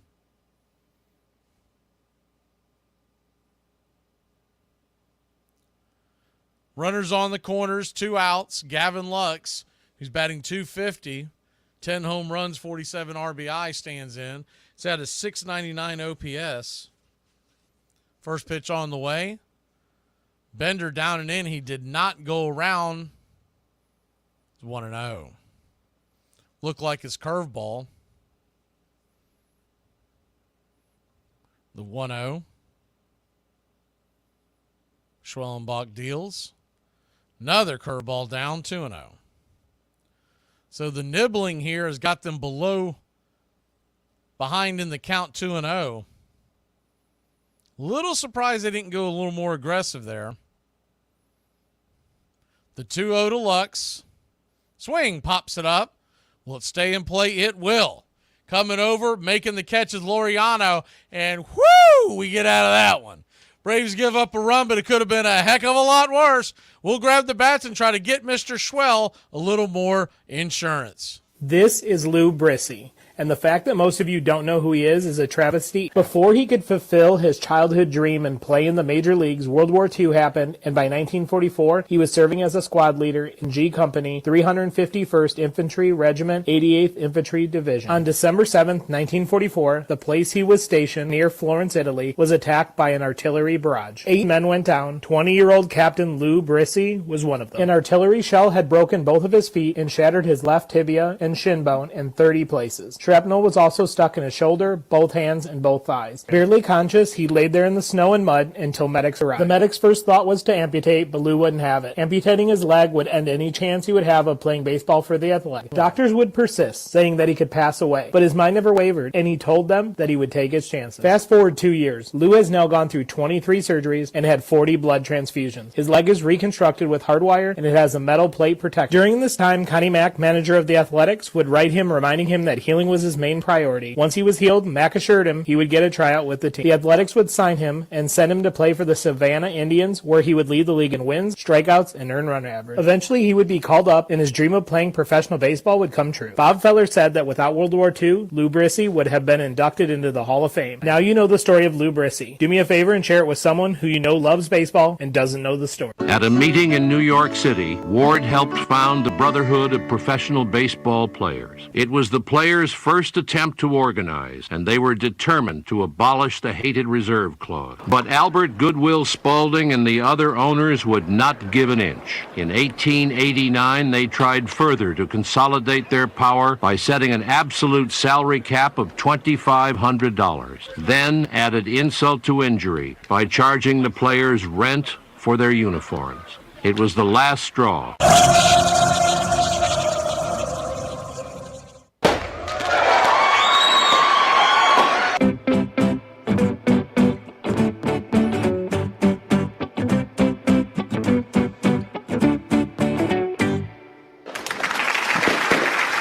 Welcome back to Braves Country Baseball. Welcome to the Country Club.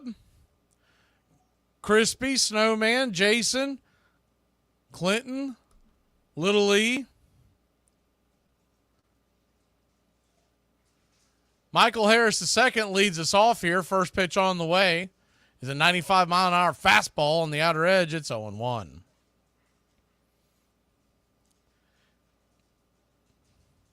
The 0-1 righty-lefty matchup as we begin the bottom of the fourth. Pitch up top misses, 94, 1-1. 1-1 count. Michael Harris II batting .247. He's 0 for 2 tonight. A .663 OPS. The center fielder digs in, swing, chops it foul. He's given a couple of balls a ride, couldn't keep them fair.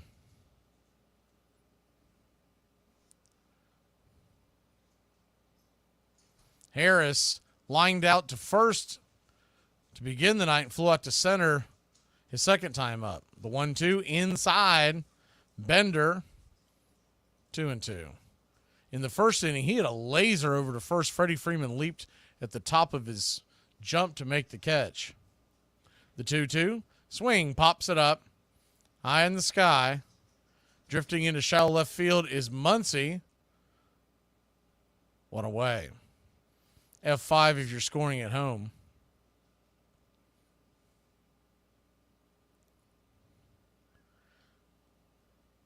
One down, and Jorge Soler, who's 2 for 2 tonight, comes to the plate. Hit a single to lead it off, and then drilled a 2-run home run his last time up. The first pitch, swing and a miss over the top. It's 0-1. Man, could the Braves really use Jorge Soler hot bat this stage of the year? The 0-1 down and away, 1-1. So a 1-1 count. Righty-righty matchup. Kicks and brings it. Down in the dirt, 2-1.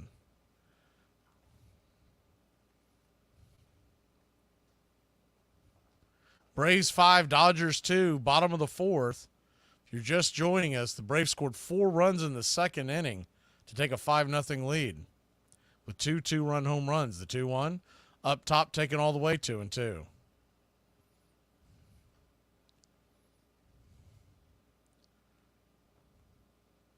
The 2-2. Grove kicks and fires. Swing! Slaps it back foul. We'll do it again. Michael Grove came on last inning, did a 1-2-3. He's retired the first 4 batters he's seen after Landon Knack was pelted for 7 hits in 2 innings. He gave up 5 earned runs, 2 home runs. He did strike out 2. So 2-2. Swing, drags it over towards third. Muncie's got it, flips it over to first. 5-3 on the putout, 2 away. 2 down.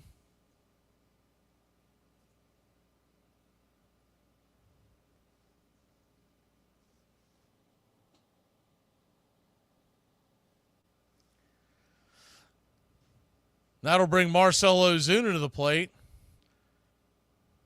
Ozuna 2 for 2, raising his batting average of .305. First pitch, P at the knees, 97. It's 0-1. Ozuna still hitting well above 300, but he's not hit a home run in almost a month. The 0-1. Outside wide. 1-1. Remember, at one point he was neck and neck with Shohei Ohtani with the home run lead. They would trade off every day, and right around the All-Star break, he's still getting base hits, but he's just not getting him to leave the yard. The 1-1, outside wide, bad call by home plate umpire Stu Sherwater.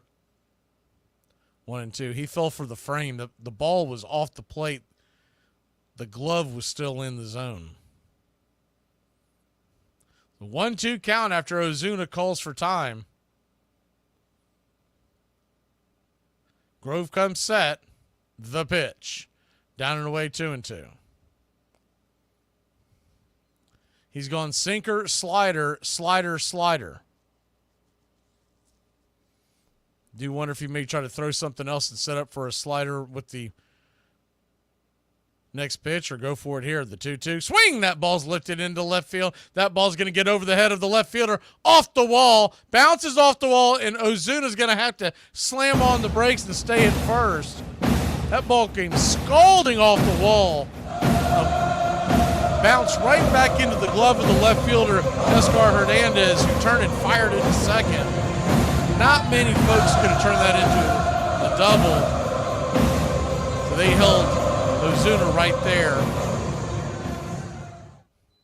Just a few feet higher and it would have been gone.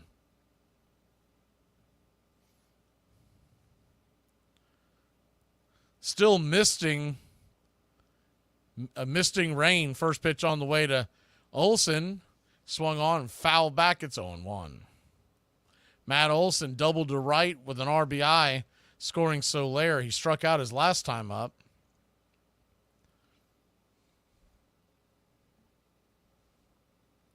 The 0-1. Brings it. Swing, fouls it back.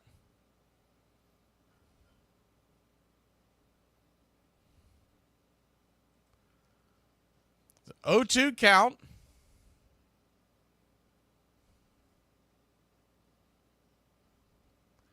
Righty, lefty. The pitch to Olsen. Up high, misses 1-2.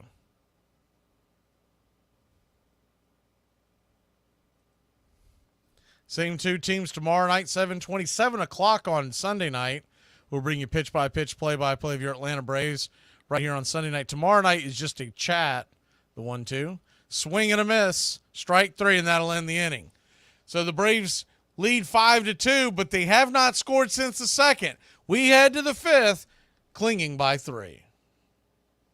Ted Turner took over ownership of the Braves in 1976, a season in which they finished last in the National League West. At one point, they were so bad they lost 13 consecutive games. But this didn't faze Turner, who had high hopes for the 1977 season. Unfortunately, reality set in, and shortly after the start of the season, the Braves found themselves in a 16-game losing streak. So how is Ted Turner going to turn around a team that was headed further and further down the standings? He took matters into his own hands, literally. He told the press that Braves manager Dave Bristol was on a scouting trip, and he would be taking over managerial duties on May 11th, a day when the Braves were facing off against the Pirates. It went about as well as you think it would. Not knowing any of the signs, he had to sit next to coaches and tell them what signs to relay to players. The Braves wound up losing the game 2-1 for their 17th straight loss, putting them 8-22 in the season. Turner's goal was to be in the trenches to get to the bottom of what was wrong with his struggling team. The next day, Turner received a letter from National League President Chub Feeney telling him that his first game as manager would be his last, but why? According to Rule 20E, no manager or player on a club shall directly or indirectly own stock or any other proprietary interest or have any financial interest in the club by which the manager or player is employed except under an agreement approved by the commissioner. With Turner out and Bristol on his trip, another Braves coach, Vern Benson, took over managerial duties for the next game and ended the Braves' losing streak with a 6-1 victory over the Pirates. With the help of several would-be owners, Ward and the Brotherhood started a rival league, the Players League. At first, the new league did well. 56 top players defected to its teams and brought their fans with them. I am for war without quarter. I want to fight until one of us drops dead. From this point on, it will simply be a case of dog eat dog, and the dog with the bulldog tendencies will live the longest. Albert Goodwill Spaulding.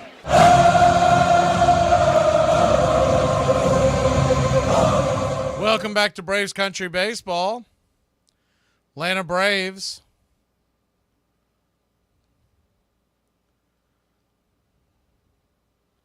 lead this one 5-2.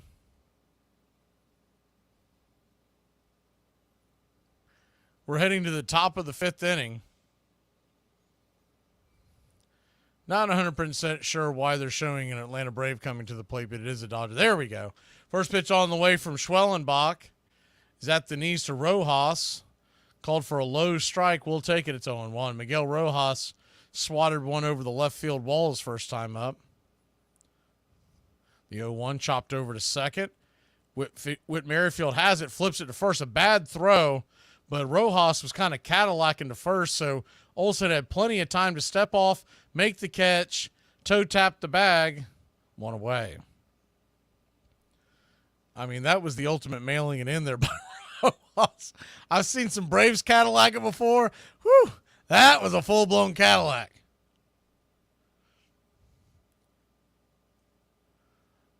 First pitch on the way to Shohei Ohtani, 94 on his inner cut, swings, fouls it back. It's 0-1. Went with the cutter to start him off this time. Ohtani flew out to center his first time, gave the ball a ride last time. He struck out.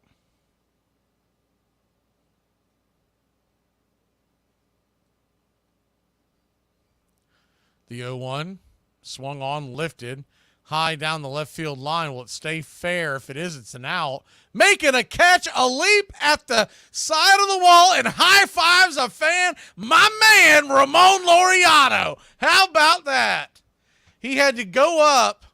The ball was coming very close to going into the stands. He jumps, kind of kicks the side of the wall, and when he comes down, one of the fans gives him a high five, and he reciprocated. How about that? They just showed a look at Andrew Jones, and he's got a big smile on his face watching from one of the seats down there. Put that man in the Hall of Fame. It's enough already.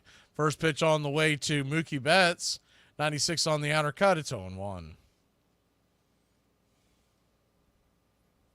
The 0-1. Kicks and fires. Swung on.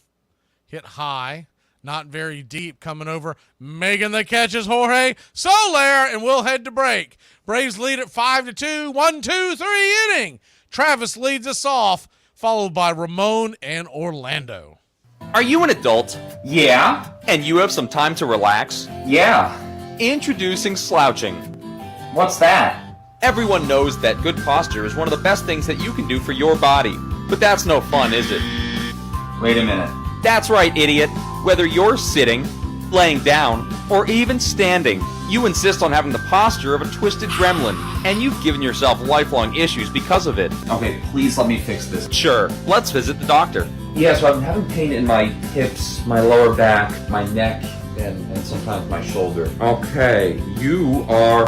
Try it today. What's the accent of Brazil? It's a country in South America. Why don't we say any Latin American accent will do? American, okay. Okay, homie. Orale, yeah, I can do that. Okay, man. Nachos. Yeah. A real racist with it, huh? Yeah, that is extremely racist. And by the way, that's more of a Los Angeles sort of Mexican cholo vibe. Let's go. Let's go see the Dodgers play the Lakers. What's your favorite jersey in all of sports? The Atlanta Braves whites. I don't know if they got like HD white, but for some reason every time they were playing, they're like, don't they look brighter than everybody else's?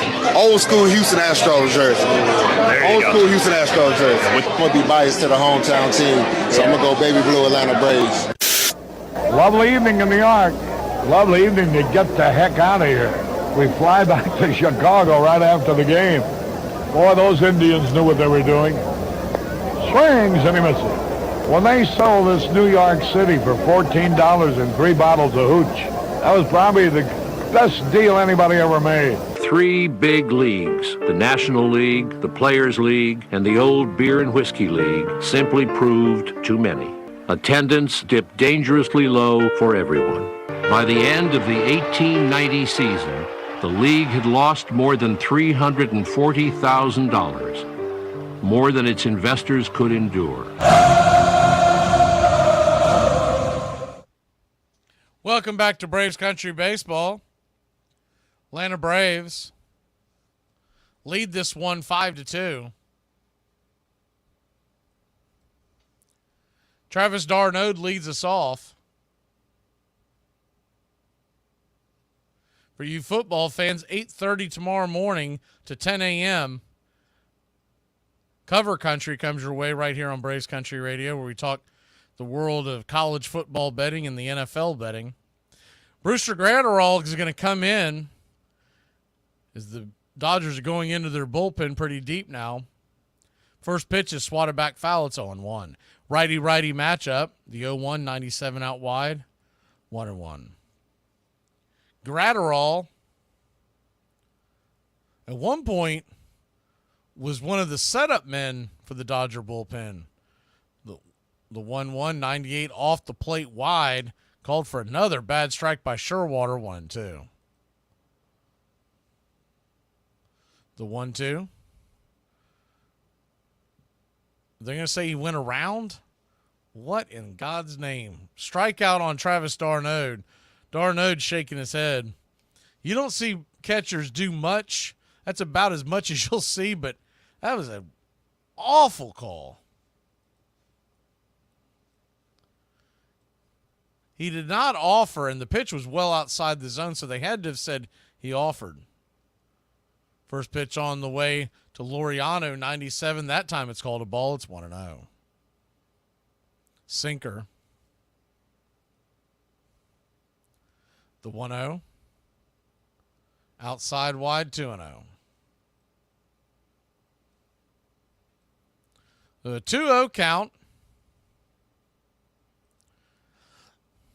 Righty, pitch on the way. Swing, chops it over to third.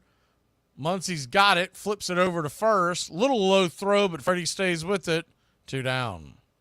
Gratterall just 26 years old, and he could bring the heat. But this year,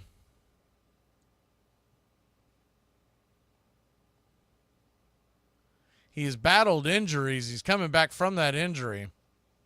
He's only thrown an inning and a third coming into tonight, giving up 2 earned runs. First pitch on the way to Orlando Arcius. Chopped foul. It's 0-1. Bottom of the 5th, Braves lead at 5-2. The 0-1. 97 down and away. 1-1. So a 1-1 count.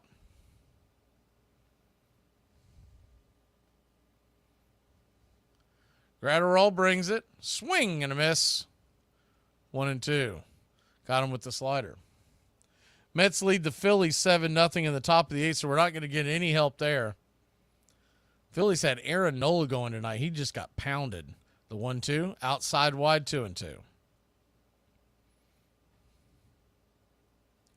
You do have a couple of games tonight that we can make up some ground in. Talked about it earlier, but at 9:40, Arizona is the 2-2, down and away, 3-2. Arizona hosts Milwaukee at 10:10. The Padres go to the Giants. So those are two pretty tough series, and we are just a couple of games behind them as well. So we're scoreboard watching not only in Philadelphia, but out west this weekend. The payoff pitch, outside wide, ball 4. Gratterall wanted the call. It was well off the plate, but you can't blame him for thinking he's going to get it because home plate umpire Stu Sherwater has been all over the place tonight.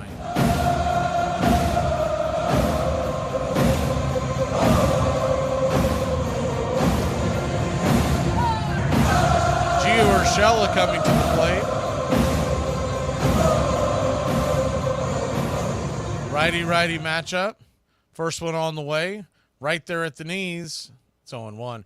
Remember, the Mets and the Phillies will play 7 times in 10 days. So you got to figure they're probably going to split that somewhere 4-3, 3-4. Two teams that see each other a lot. The 0-1, swing and a miss, 0-2. Can't expect the Phillies to go out there and sweep them 7 games. Although, in the past they have. The 0-2, swung on, lifted over towards short. It's going to be a one-hopper into the glove of Rojas, who flips it to second. That'll end in the inning. 6-4 on the putout. Gratterall does like a Tiger Woods pump, trailing 5-2. So you've gone insane. That's fun. Name an animal with 3 letters in its name. Dog. Dog. Cat. Bat. Rat. Ape. Fly. Bee. Pig. Hog. Hen. Eel. Ant. Frog. Unbelievable. So I heard these 2 people talking, and this guy said, Becky, I was on my walk this morning, and I got bit by a Rottweiler. And she said, oh, my God, imagine if that would have been a small child. And he said, for sakes, Becky, I could have fought off a small child. I should have gone to law school or high school. Man, we just watched it go down up here in a drug bust, and it was crazy. It reminded me back of my days of dealing drugs. There's 3 things you don't do. 1, you don't sell drugs near a state line. That's just common sense. Number 2, you never sell drugs to a guy that's got all his teeth. And number 3, you don't sell drugs, y'all. John Montgomery Ward's brotherhood was crushed, and the reserve clause remained firmly in place. The players were even more powerless than they had been before. Albert Goodwill Spaulding's National League swallowed up both its rivals, and now, swollen to 12 teams, held a monopoly on Major League Baseball. The Players' League is deader than the proverbial doornail. When the spring comes and the grass is green upon the last resting place of anarchy, the national agreement will rise again in all its weight and restore to America, in all its purity, its national pastime, a great game of baseball. Albert Goodwill Spaulding.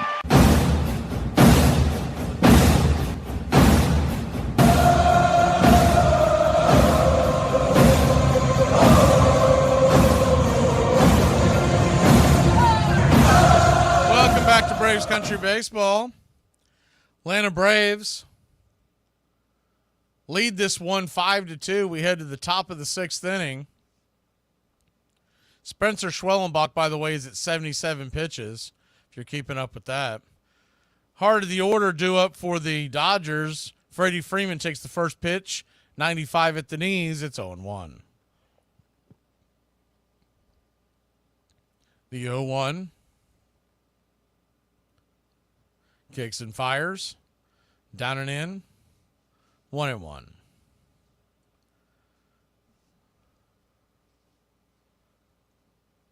Two runs, 4 hits, no errors for the Dodgers. 5 runs, 8 hits, no errors for the Braves. The 1-1 misses, 2-1.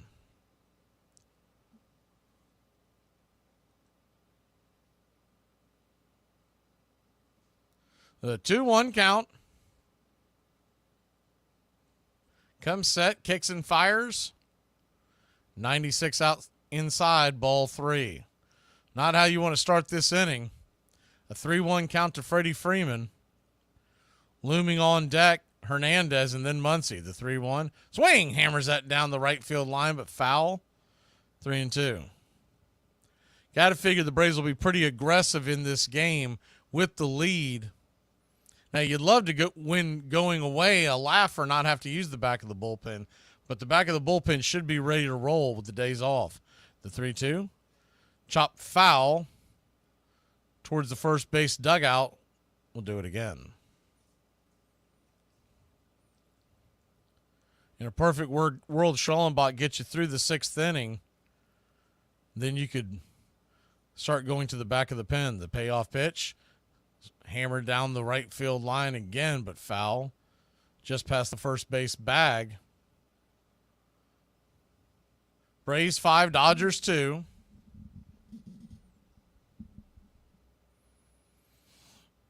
The payoff pitch once again from Schwell.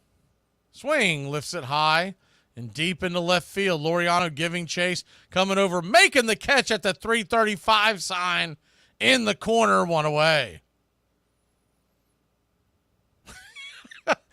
Man, Laureano's got some of the funniest expressions. He made that catch and turned, looked at the wall like he was mad at the wall for being there. 1 down. Max Muncy standing on deck with Teoscar Hernandez.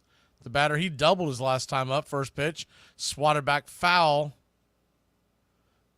89-mile-an-hour hanging slider. It's 0-1.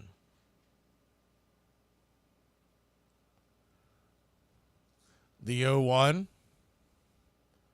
Schallenbach comes set. Looks into Travis on the outside part. Swing and a miss. 94 miles an hour. 0-2. So an 0-2 count. Teoscar Hernandez, 28 home runs on the year. 87 RBI. The 0-2, 94 up high, 1-2.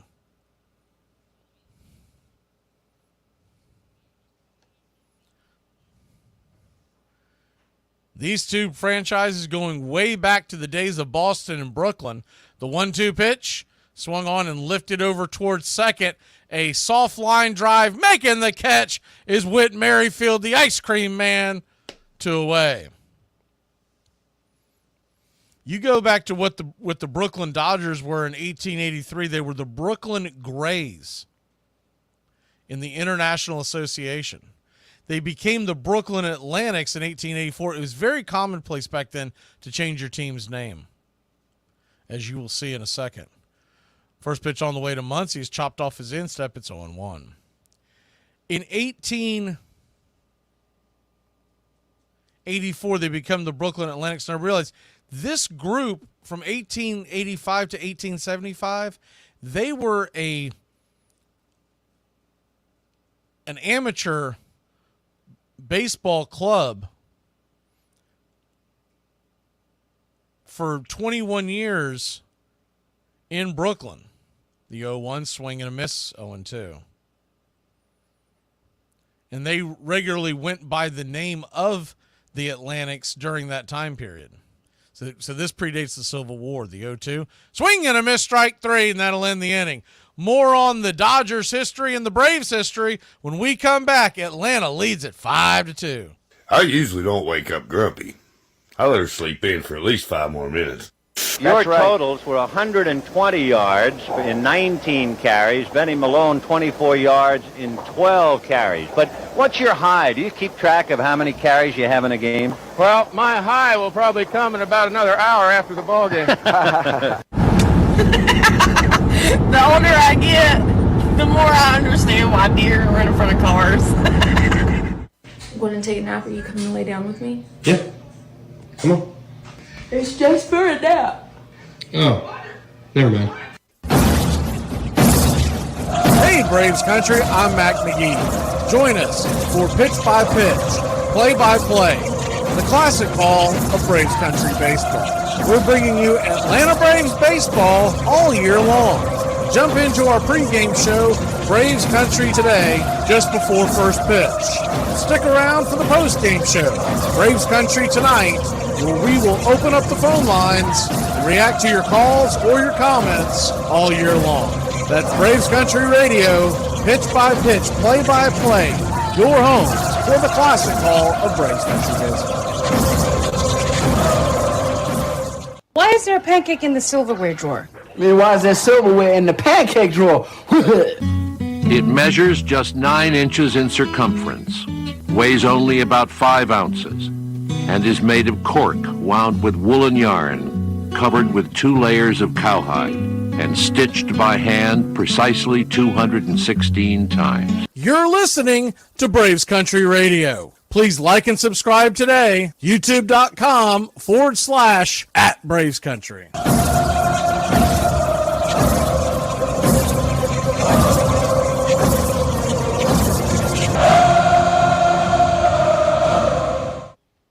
Welcome back to Braves Country Baseball.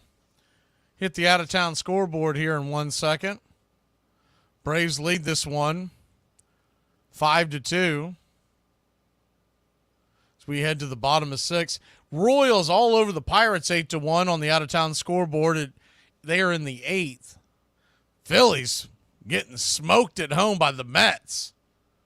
10-0. They're in the 8th. Red Sox lead the Yankees 2-0 in the 7th. Blue Jays 3-2 over the Cardinals in the 7th. Hudson will now be the pitcher. First pitch on the way. Swung on and swatted back foul by Merrifield. It's 0-1. Rays lead the Guardians 3-0 in Cleveland. They're in the 8th. The 0-1.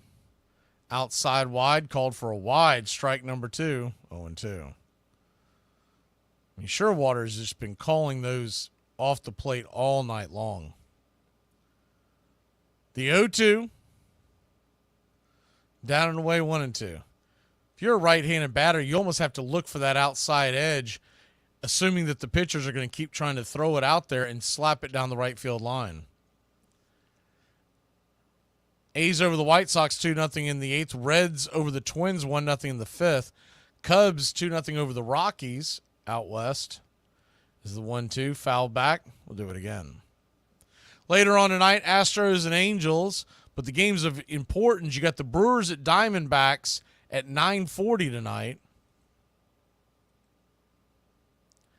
And then you got the Padres and Giants. They're at 10:10. The 1-2, swatted back foul. Once again, we'll do it again.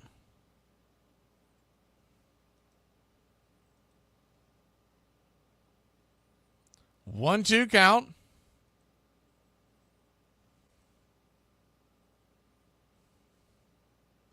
Tonight in that Padres game is the 1-2 pitch. Swing, slaps it foul down the right field side, but plenty foul. You got Dylan Cease versus Logan Webb. Really good pitching matchup. Arizona in the Milwaukee game. Peralta versus Erots. Another good pitching matchup. So if you're up late tonight, 2 games of mass importance. The 1-2. Caught looking strike 3. Might have been a touch off the plate, but he's been calling that all night. You got to swing at that. 1 away. You're just not getting that call tonight from either side. He's doing it more to the right hand. You're not seeing as big of a left-handed, but one of the reasons why, if you notice where Sherwater sets up on the inside, he basically blocks himself. He does not get a good look at that outer part of the zone, so he's going by almost a guess. First pitch on the way to Harris is down and in for a ball. It's 1-0. Michael Harris 0 for 3. Line out, fly out, pop out. Danger of getting the sombrero, the 0-1. The 1-0, swung on, pops it up. High in the sky, running in, making the running catches Edmund for 2. Second out of the inning, 2 away. He had a long way to go. They were playing Harris pretty deep.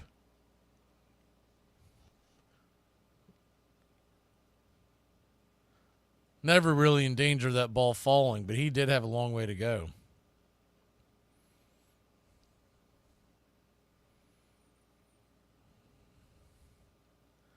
2 down. Jorge Soler coming to the plate. First pitch to Jorge is down and away for a ball, 1-0. Braves lead it 5-2.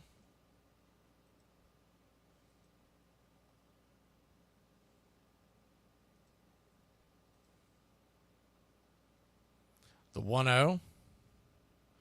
Outside wide. Now that time it was called for a ball, 2-0. The 2-0 count. Marcell Ozuna stands on deck. The pitch. Right there at the knees. 2-1.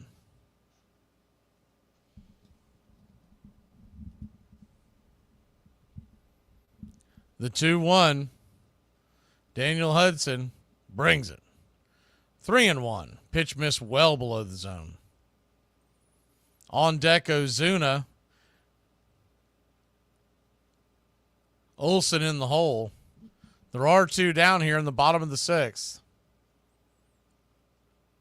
The 3-1 pitch misses down below the knees. Ball 4. So Jorge Soler finds himself aboard again.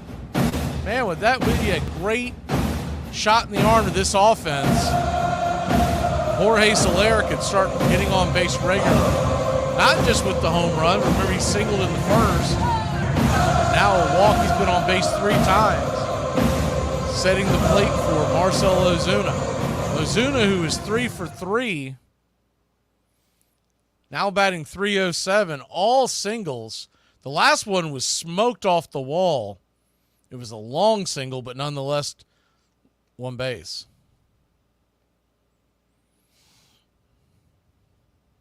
They're going to pinch run Eli White now, so he'll come in for defensive purposes for Jorge Soler. Eli, big lead, down and away, or down and in, I should say. It's 1-0. 1-0.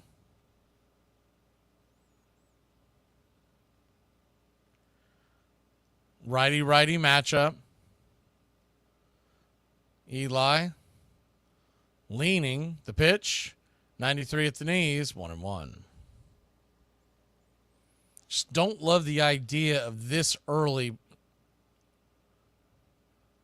taking Soler out of the game. But I get it. I mean, realistically, if things go the right way, you only have 2 more innings, and you think we may not use them again. But a game that's only 3 runs on a Los Angeles Dodger team, they could score in a hurry.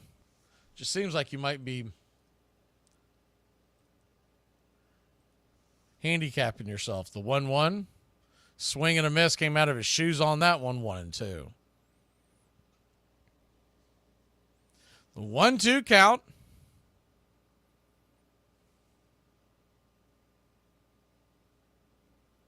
Braves 5, Dodgers 2. If Ozuna goes shopping in the gap, Eli should score. The 1-2. Swing, lifts it high. Into right field, not very deep. Coming over, making a running catch on the foul territory dirt is Mookie Betts, and that'll end the inning. Braves put 1 on, but can't do anything with it. We head to the 7th, nursing a 3-run lead. Hey, y'all, if you're looking for a wife, go check Tinder, man. You wouldn't believe it. In fact, my neighbor's wife was on there. My boss's wife was on there. Hell, my preacher's wife was on there. 20 minutes later, I even found my wife on there. That's the place to look for a wife, y'all. If y'all see anybody over the age of 30 out past 9 p.m., just know that they 100% took a nap earlier that day. We're going inside them. We're going outside them. Inside them and outside them. And we're not going to pass. We're going to get them on a run. We're going to go, go, go, go. Don't be open-minded. Make the same mistakes your father made. Be a man. Hey, can I tell you one thing? That's 3 holding fielders on 1 football team and a quarter and a half. That ain't funny. Hey, Braves Country, this is Mac Magee with Braves Country Radio. We're bringing you pitch by pitch, play-by-play of your Atlanta Braves all year long. Please like and subscribe today. It's free. and it helps us bring you more of the game we all love. Braves Country Radio, your home for the classic call of Braves Country Baseball.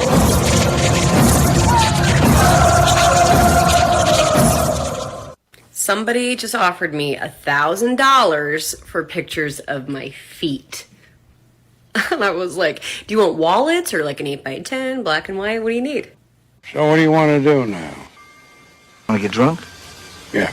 There's something very American about being a poor loser, refusing to shake the other fellow's hand. He says he's a scoundrel. He always was a scoundrel, and he's even more than a scoundrel now that he's beat me. And there's something likable about that in people. It's bad sportsmanship, though. You're listening to Braves Country Radio, your home for the classic call of Braves Country Baseball.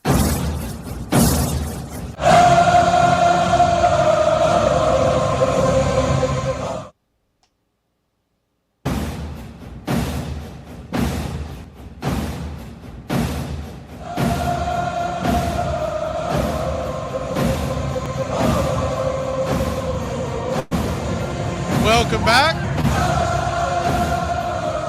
That's all over the Phillies. It's 11-0 in the ninth. Here in Atlanta, 5-2 your score. Braves. First pitch on the way from Pierce Johnson. It's a P at the knees. 96 miles an hour. It's 0-1. The 0-1. Johnson brings it. Swing. Chops it over towards second. Merrifield has it, flips it to first, 4-3 on the putout, quickly one away.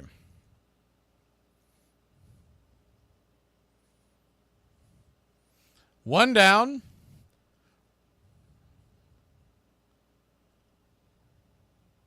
Will Smith, the batter. He'll be followed by Gavin Lux if anybody gets on Rojas. So the 7-8 batters due up now with one down. First pitch to Smith, 96 up top for a strike. It's 0-1.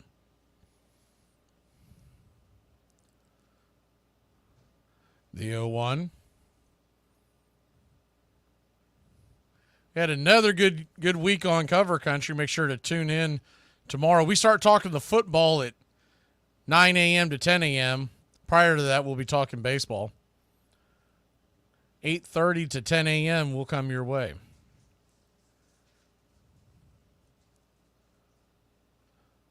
So an 0-2 count after the foul straight back to Will Smith. Pierce Johnson lifts that red glove and brings it. Swung on, lifted through the middle, backhanded by Merrifield. Goes off his glove. I think he was trying to flip it to Orlando Arcia. Merrifield was backhanding it. He was heading towards left field. His only shot was to relay it to Arcia, who would have had to grab it barehanded and fire it to first.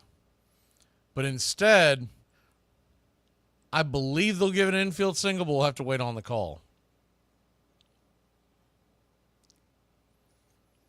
First pitch on the way to Lux is swung on and fouled straight back. It's 0-1. Went with the curveball outside. Will Smith runs well for a catcher. So Merrifield would have had to have basically do a Jeter-like pirouette heading towards left field. That just wasn't going to happen. So he was trying to shovel it to Arcia. They just couldn't connect. The 0-1 from Pierce. Brings it. Curveball at the knees, 0-2.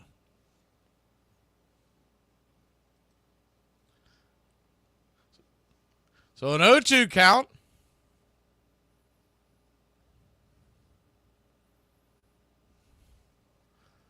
Braves, the Sunday night game of the week. We'll have that game here, pitch-by-pitch, play-by-play.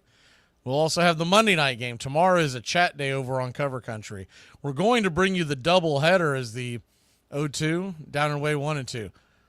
There won't be play-by-play for this game tomorrow night, but at 4 o'clock, the Phillies and Mets play. We're going to put the chat up over there and then transition it over to the Braves-Dodgers at 7.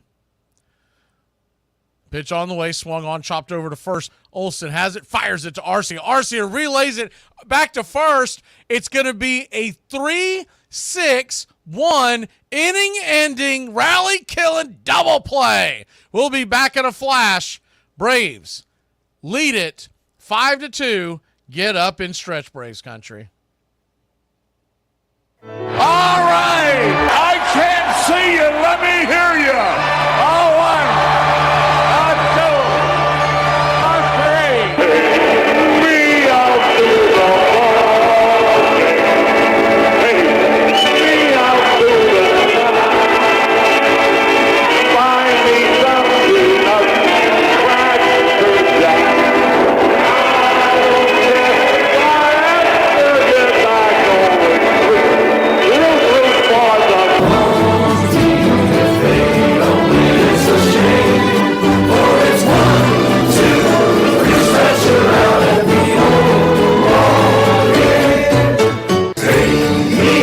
the ball game.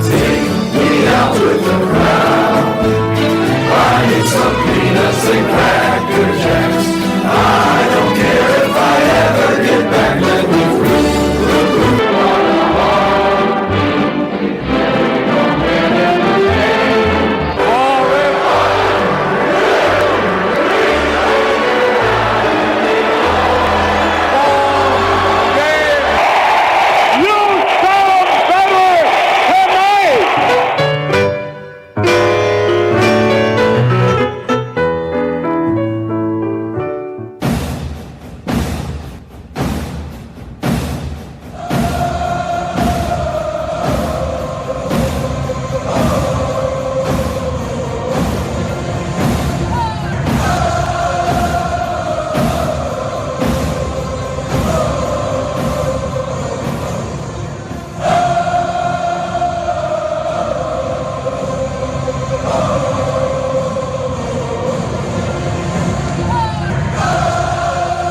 Back to Braves Country Baseball. Atlanta Braves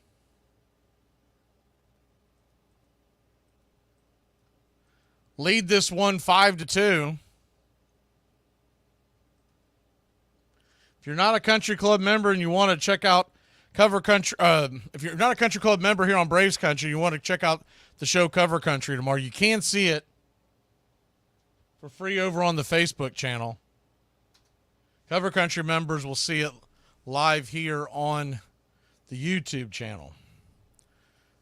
We will go live for everybody at about 15 minutes till, so 9:45 till the end of the show here on YouTube as well. First pitch on the way to the bottom of the 7th inning we go. Brent Honeywell. Pitch misses high. It's 1-0. Honeywell at one point was one of the top prospects in all of baseball as a starting pitcher for the Tampa Bay Rays. The 1-0 misses high, 2-0. And he has had a ton of injuries. And the Dodgers brass brought him over because they originally came from the Tampa Bay Rays. So they know him well. They know his ability as the 2-0 misses outside wide, 3-0. But you can imagine they are hoping he can turn it around. The 3-0, 96 on the outer cut, 3-1. Honeywell this year, as a reliever, not as a starter. Now, he's already 29 years old, but he's got a 2.83 ERA. The 3-1 pitch swung on. That ball is going to be a line drive, soft line drive, over into the shift as the shortstop, Rojas, drifting behind second base, makes the catch. One away. He's thrown in 15 games this year, 28 innings. But his last 7 outings, he's at a 4.6 ERA. But at one point, Honeywell, I mean, he was the number 1 prospect in all of baseball. He's from Augusta, Georgia, drafted by the Rays in 2014. First pitch to Darnode misses for a ball. It's 1-0. The 1-0. Swing and a miss. 1-2. 1-2 count.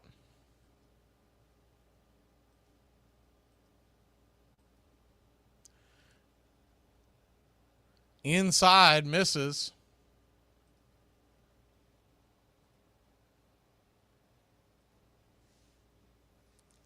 Braves 5, Dodgers 2, bottom of the 7th inning.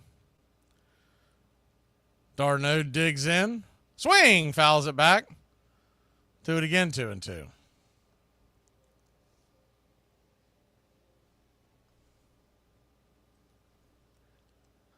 Game 1 of a 4-game series. The 2-2 from Honeywell. Swung on and chops it over to third. Should be an easy play for Muncy. High throw.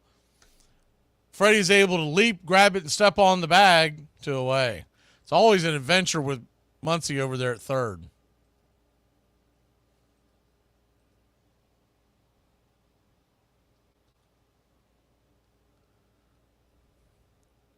So 2 down.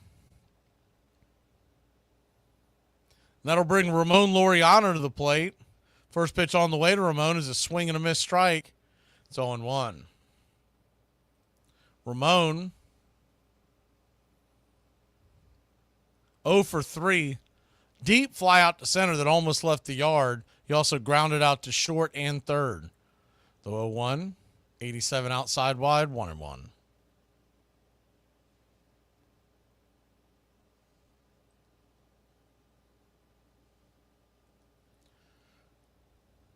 The 1-1 count from Honeywell. Swing, pops it up. Little late on that swing. He'll hit it high in the sky. Coming in shallow right field, waiting for it to fall into the glove of Mookie Betts, and that'll end the inning. 3 up, 3 down. We head to the 8th, leading by 3. Miguel Rojas, and then the top of the order, Shohei Ohtani, is batting second. I feel a little bit attacked right now, TikTok. You know how it says you can choose like where you're at, put your location? Well, I guess based on where I am, it gives me options. Do you know what one of the options is that they gave me? Big Butt Mountain. It is so hot outside, I almost called my ex so I could be around something shady. Yesterday, scientists in the United States revealed that beer contains small traces of female hormones. To prove their theory, they fed 100 men 12 pints of beer and observed that 100% of them started talking nonsense and couldn't drive.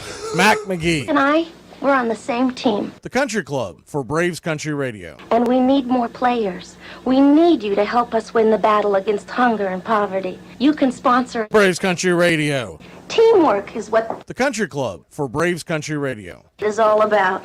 And that's why we need you. For just $15 a month. Don't get greedy. Ask for $2.99. You can sponsor a child just like Braves Country Radio. I've been able to really help Braves Country Radio. And it feels so good. It's so easy. Just reach out now and start sending your love around the world. The Country Club for Braves Country Radio. Join our team. We really can bat 1,000. Mac Magee. Who's waiting for help. There's room on our team for you.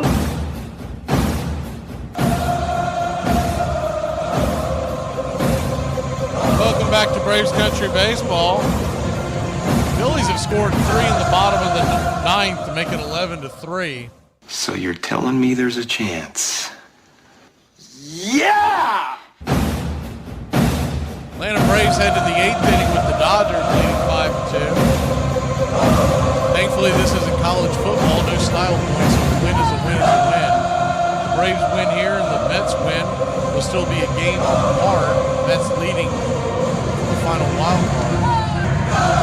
All setting up for that all-important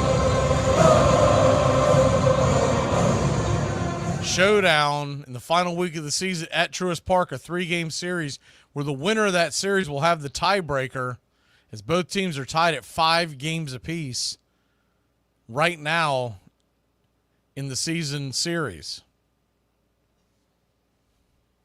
Joe Jimenez will come on here in the 8th inning, face Rojas, Ohtani, and Betts. First pitch on the way is a slider on the outer cut. It's 0-1.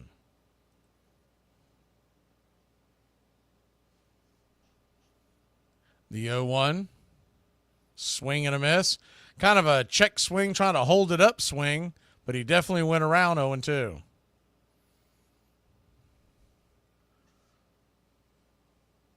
(0-2) count.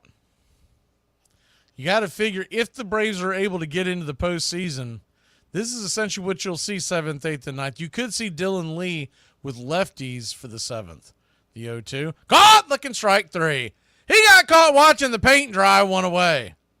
Rojas wants to argue, but that slider was actually one of the few ones that have actually touched the zone that he's called away. Rojas better be careful. He's very close to getting the heave-ho. 1 down. We might actually see an argument from a manager. Dave Roberts is not scared to stand up for his players. I know that might shock Braves country. First pitch on the way. 95 up top to Ohtani. Misses high. It's 1-0. Shohei Ohtani, 47 home runs, 104 RBI, a 290 average, 947 OPS. The 1-0, down and in, 2-0.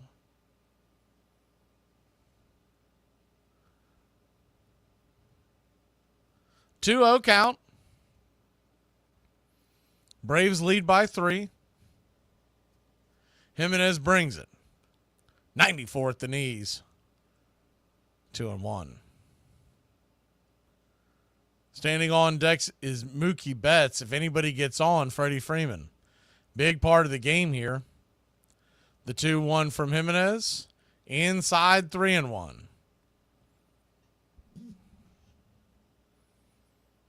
You'll have Iglesias warming up in the bullpen. Braves hope to not have to use him until the 9th. The 3-1. Swatted back foul. 3-2. He went with the high cheese. So he's gone 4-seam slider, 4-seam slider, 4-seam. If you're a guessing man of Ohtani, you're looking for the slider. The payoff pitch. Swing and a miss. Strike 3. Chase 95 up around his eyeballs. 2 away. He might have been guessing at that slider. Rocking him back and forth. Meanwhile, in the world of college football, Kansas State leads Arizona, 2 ranked teams. It's 14-7. They go to half. Mookie Betts comes to the plate. 96 up top, misses high. It's 1-0. Man, would a 1-2-3 inning be huge here for Jimenez. Mookie batting .301, 17 home runs. The pitch, swing and a miss. 1-1. When you consider the numbers of today's game, this offense is just unreal with the high batting averages and OPS. Nowadays, game with all the swing and miss stuff that these pitchers have, you typically have much lower batting averages. The 1-1 checks it down the line. Did he go around? First base umpire John Lipka says no dice. 2-1. Jimenez just at 12 pitches. The 2-1 pitch. Down and away, 3-1.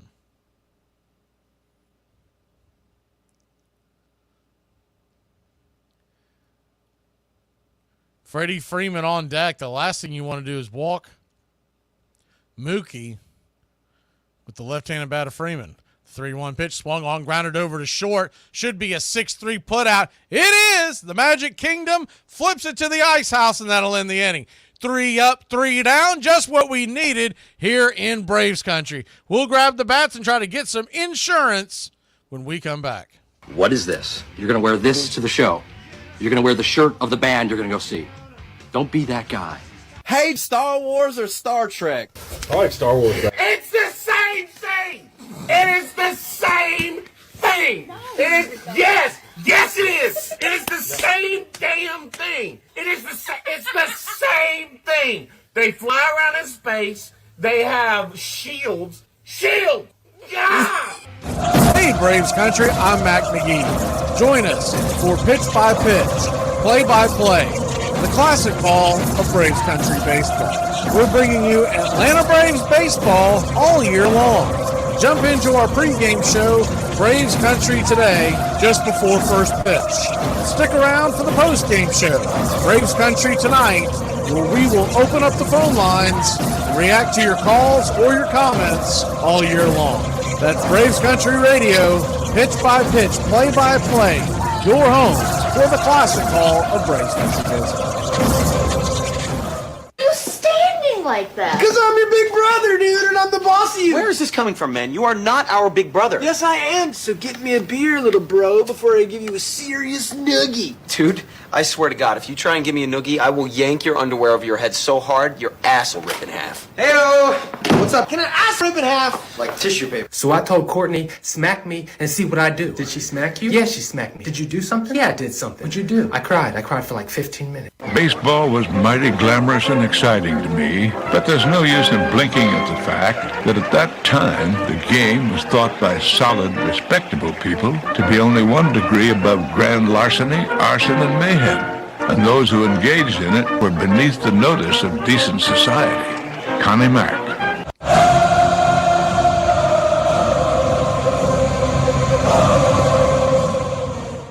Welcome back to Braves Country Baseball.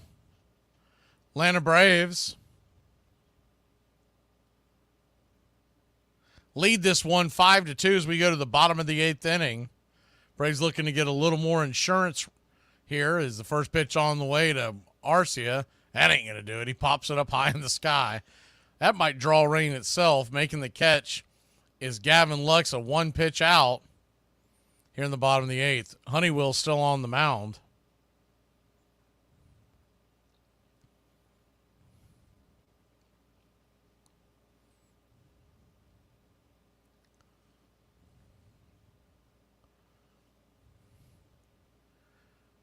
Righty-righty matchup. Gio Urshela now the batter, number 9 hitter. Excuse me, number 8 hitter. Takes the first pitch right down the pipe for a strike. It's 0-1.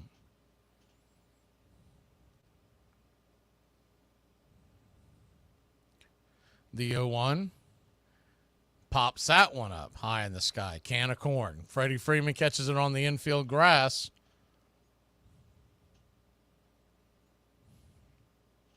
So 2 quick outs for the Braves.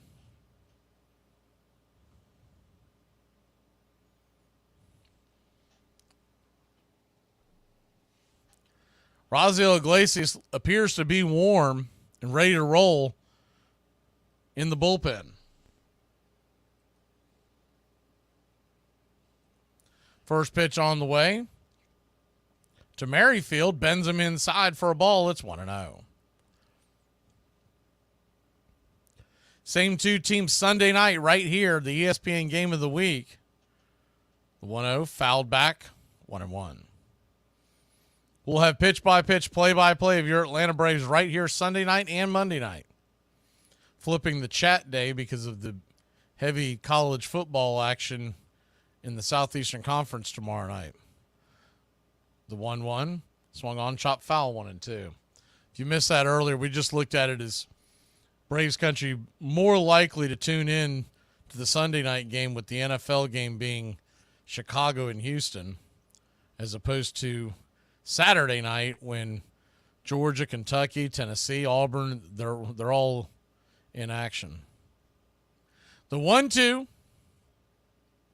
high and out of the zone, 2-2.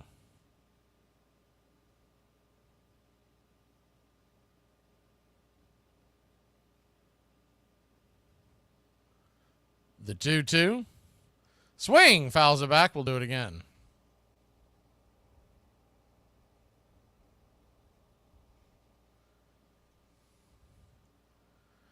Braves 5, Dodgers 2.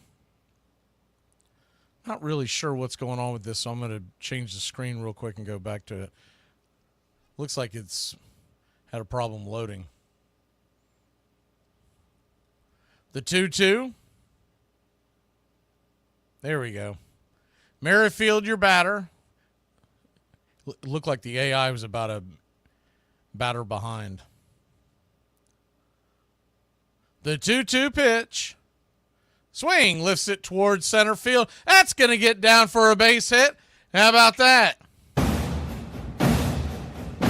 Peg leg comes off the broken foot injury. He gets himself a base hit here tonight. Looked like it was a screwball from Honeywell, and he just slapped it in between second and short for a 2-out single, and that'll bring Michael Harris II to the plate. Harris, if he could dot one into the right field seats, could really give us some breathing room. First pitch to Harris is down and away for a ball. It's 1-0.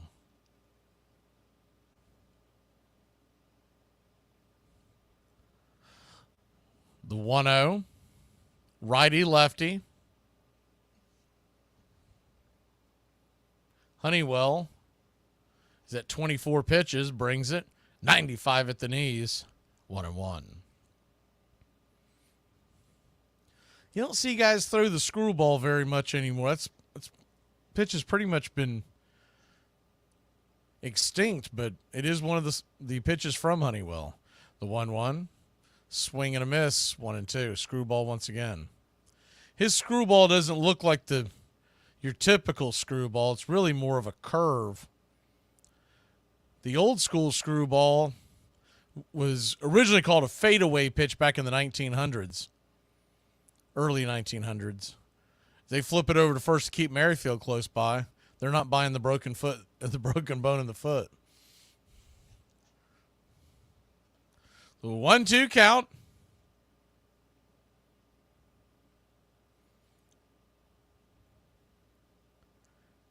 Merrifield dancing towards second. The pitch. Swung on, swatted back foul. We'll do it again. Probably go over this throughout the entire series. Sunday night, Monday night, but talking about the Dodgers and how they began as a baseball club pre-Civil War and then became a professional club in 1883. In 1890, they joined the National League. The 1-2 misses high, 2-2. But they were a professional baseball league team by 1883. They were in the American Association from 1984 to 1889 as the Brooklyn Atlantics, the Grades, and the Bridegrooms. They're going to flip it back over to first again, and now Merrifield knows Honeywell does not have any moves left. If he goes over there again, it's a balk. They were the Bridegrooms in 1890 and became the Grooms from 91 to 1895. Merrifield started to run, slammed on the brakes, and he drew a balk. You gotta love it. I don't know if he had thought about that, but that is a brilliant move if he did it on purpose. So Merrifield, for those of y'all who can't see it, he just jokingly blew a kiss towards the dugout. He started to charge towards second and slammed on the brakes and ran back to first. And Honeywell stepped off the mound as the 2-2 pitch swung on. That ball's going to get down where the green grass grows. Here comes Merrifield. He'll come around to score. And it's a RBI double for Money Mike. And the ice cream man goes merry-go-round around the bases. It's 6-2 Atlanta. I've not seen anybody do that before, but it was pretty smart. Because he started to charge. Didn't make much of an offer to second, but made a noise over there, then slammed on his brakes and came back to second. When Honeywell stepped off the rubber, that was considered a move, and if you don't get him on that third move, which he didn't because he had hit the bag, it was an automatic balk. First pitch on the way to Eli White, 95 on the outer edge. It's 0-1. They still have Iglesias standing up in the pen. I would think because they've already got him warm, he's going to pitch. The only way that doesn't happen is if the Braves track on a few more runs. The 0-1, swung on, foul back, 0-2. Perez, the bullpen manager, is getting Grant Holmes up and warming up in case the Braves continue to tack on. I'd say if there were more outs, is the 0-2 pitch. Swing and a miss, strike three. That'll end the inning. Most likely, Iglesias is coming on. We'll be back in a flash here on Braves Country. 6-2, heading to the ninth. We can't Urban Dern your frazzle dazzle. Cars from all over America come to find a new home in Florida, just like you. I moved here after the draft, football. I noticed there was one thing missing from this great town, a celebrity-endorsed used car shop. That's why I founded BJ's Used Autos. Every one of these beauties is freshly painted. They look brand new. We have new models coming in every morning, usually around 2 a.m. We can get you anything. And if you see a car of your dreams, tell us. We can acquire it for you. I've taken the skills I've learned as a pro football player to the used car business. Smash, grab, and run like hell. I'm tackling low prices with hot cars. Two teams dominated the 90s, the Boston Beaneaters and the Baltimore Orioles. Boston, led by Billy Hamilton and Hugh Duffy, pioneered what would be called the inside game. But the Orioles perfected it.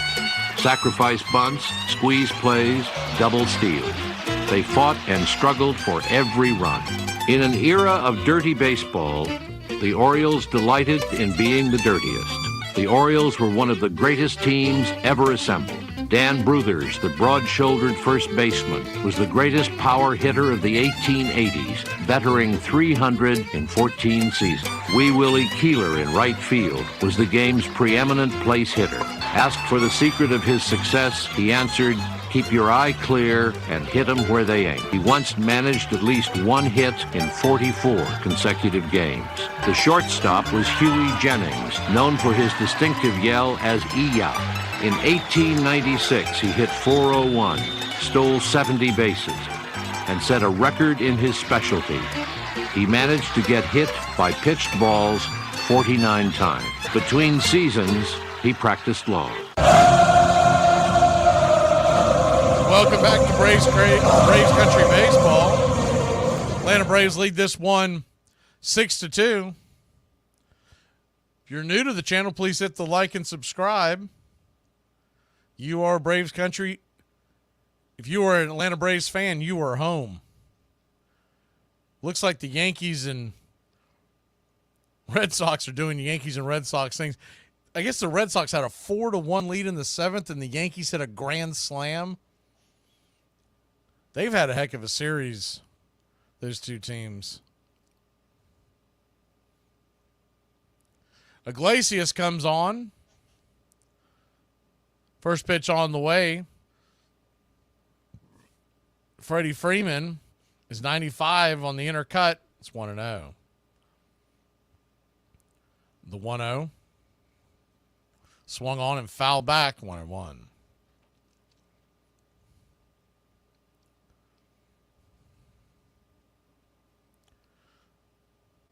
He sets up on the inside, the umpire does, where he can see is the 1-1. Right down the pipe, 1-2. He can see the strike zone very well, so he's not given as much to a left-handed at bat as he does the right-handed at bat. The 1-2 from Eyeglasses. Swing! Swats it back foul. Do it again.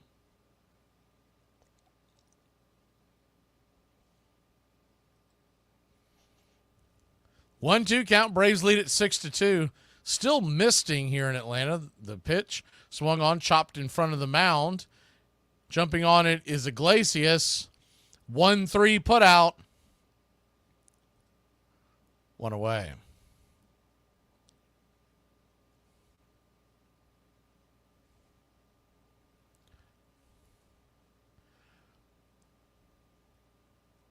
One down.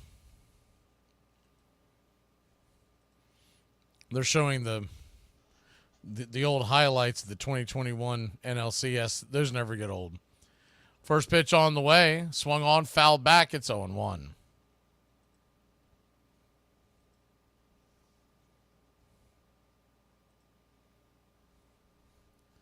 The 0-1. Teoscar Hernandez, who hit a home run earlier, takes the pitch in the dirt. 1-1. This will be a big win for the Braves if they can secure this, taking the first of this 4-game series against the Dodgers. Bare minimum, you're looking for a split in this series. You'd love a win. The 1-1. Sliced it foul down the line. We'll do it again. Tomorrow's game, you figure to have the advantage with Chris Sale on the mound. Sunday and Monday, they really are crapshoots because both teams are sending guys with good talent to the mound but have struggled recently.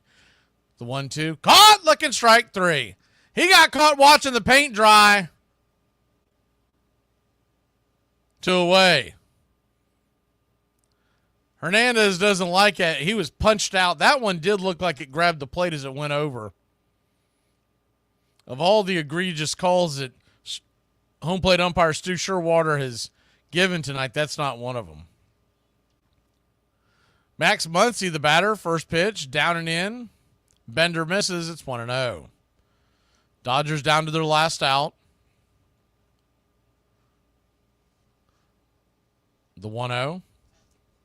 Swung on, chops it back towards the mound. Eyeglasses has it. He's going to step on the bag himself. G1, and that'll end the game. Braves win. Braves win. Your Atlanta Braves win. 6-2 your final. Michael Harris trying to teach Eli White and Ramon Laureano the gritty out there. Still got a lot of work to do on that. Whiskey for my men, beer for my horses. Atlanta gets a big W against the Dodgers in game 1 of this series. They'll keep pace with the New York Mets, stay a game back for the final wild card. We'll be scoreboard watching later tonight as the Arizona game is just getting underway and the San Diego game starts at 10:10 Eastern. We'll be pulling for the Brewers. We'll be pulling for the Giants tonight. Maybe we wake up just a little closer. Tomorrow night, the game will be over on the chat cast, over on Cover Country YouTube. No play-by-play, just the 3D.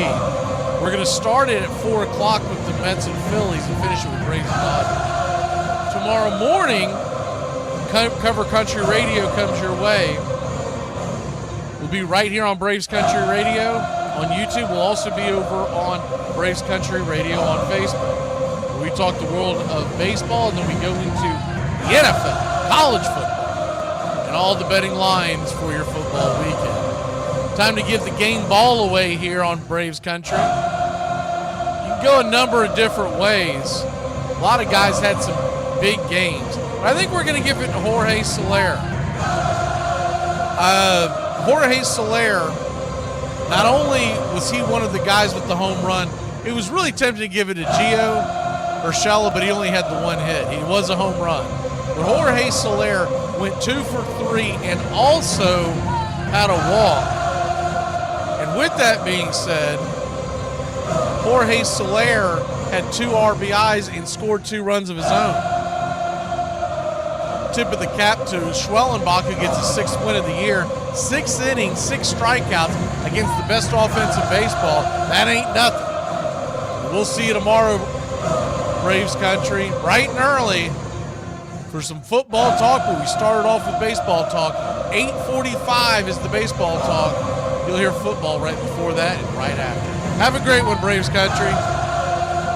6-2 your final, game 1 of an important, enormous 4-game series.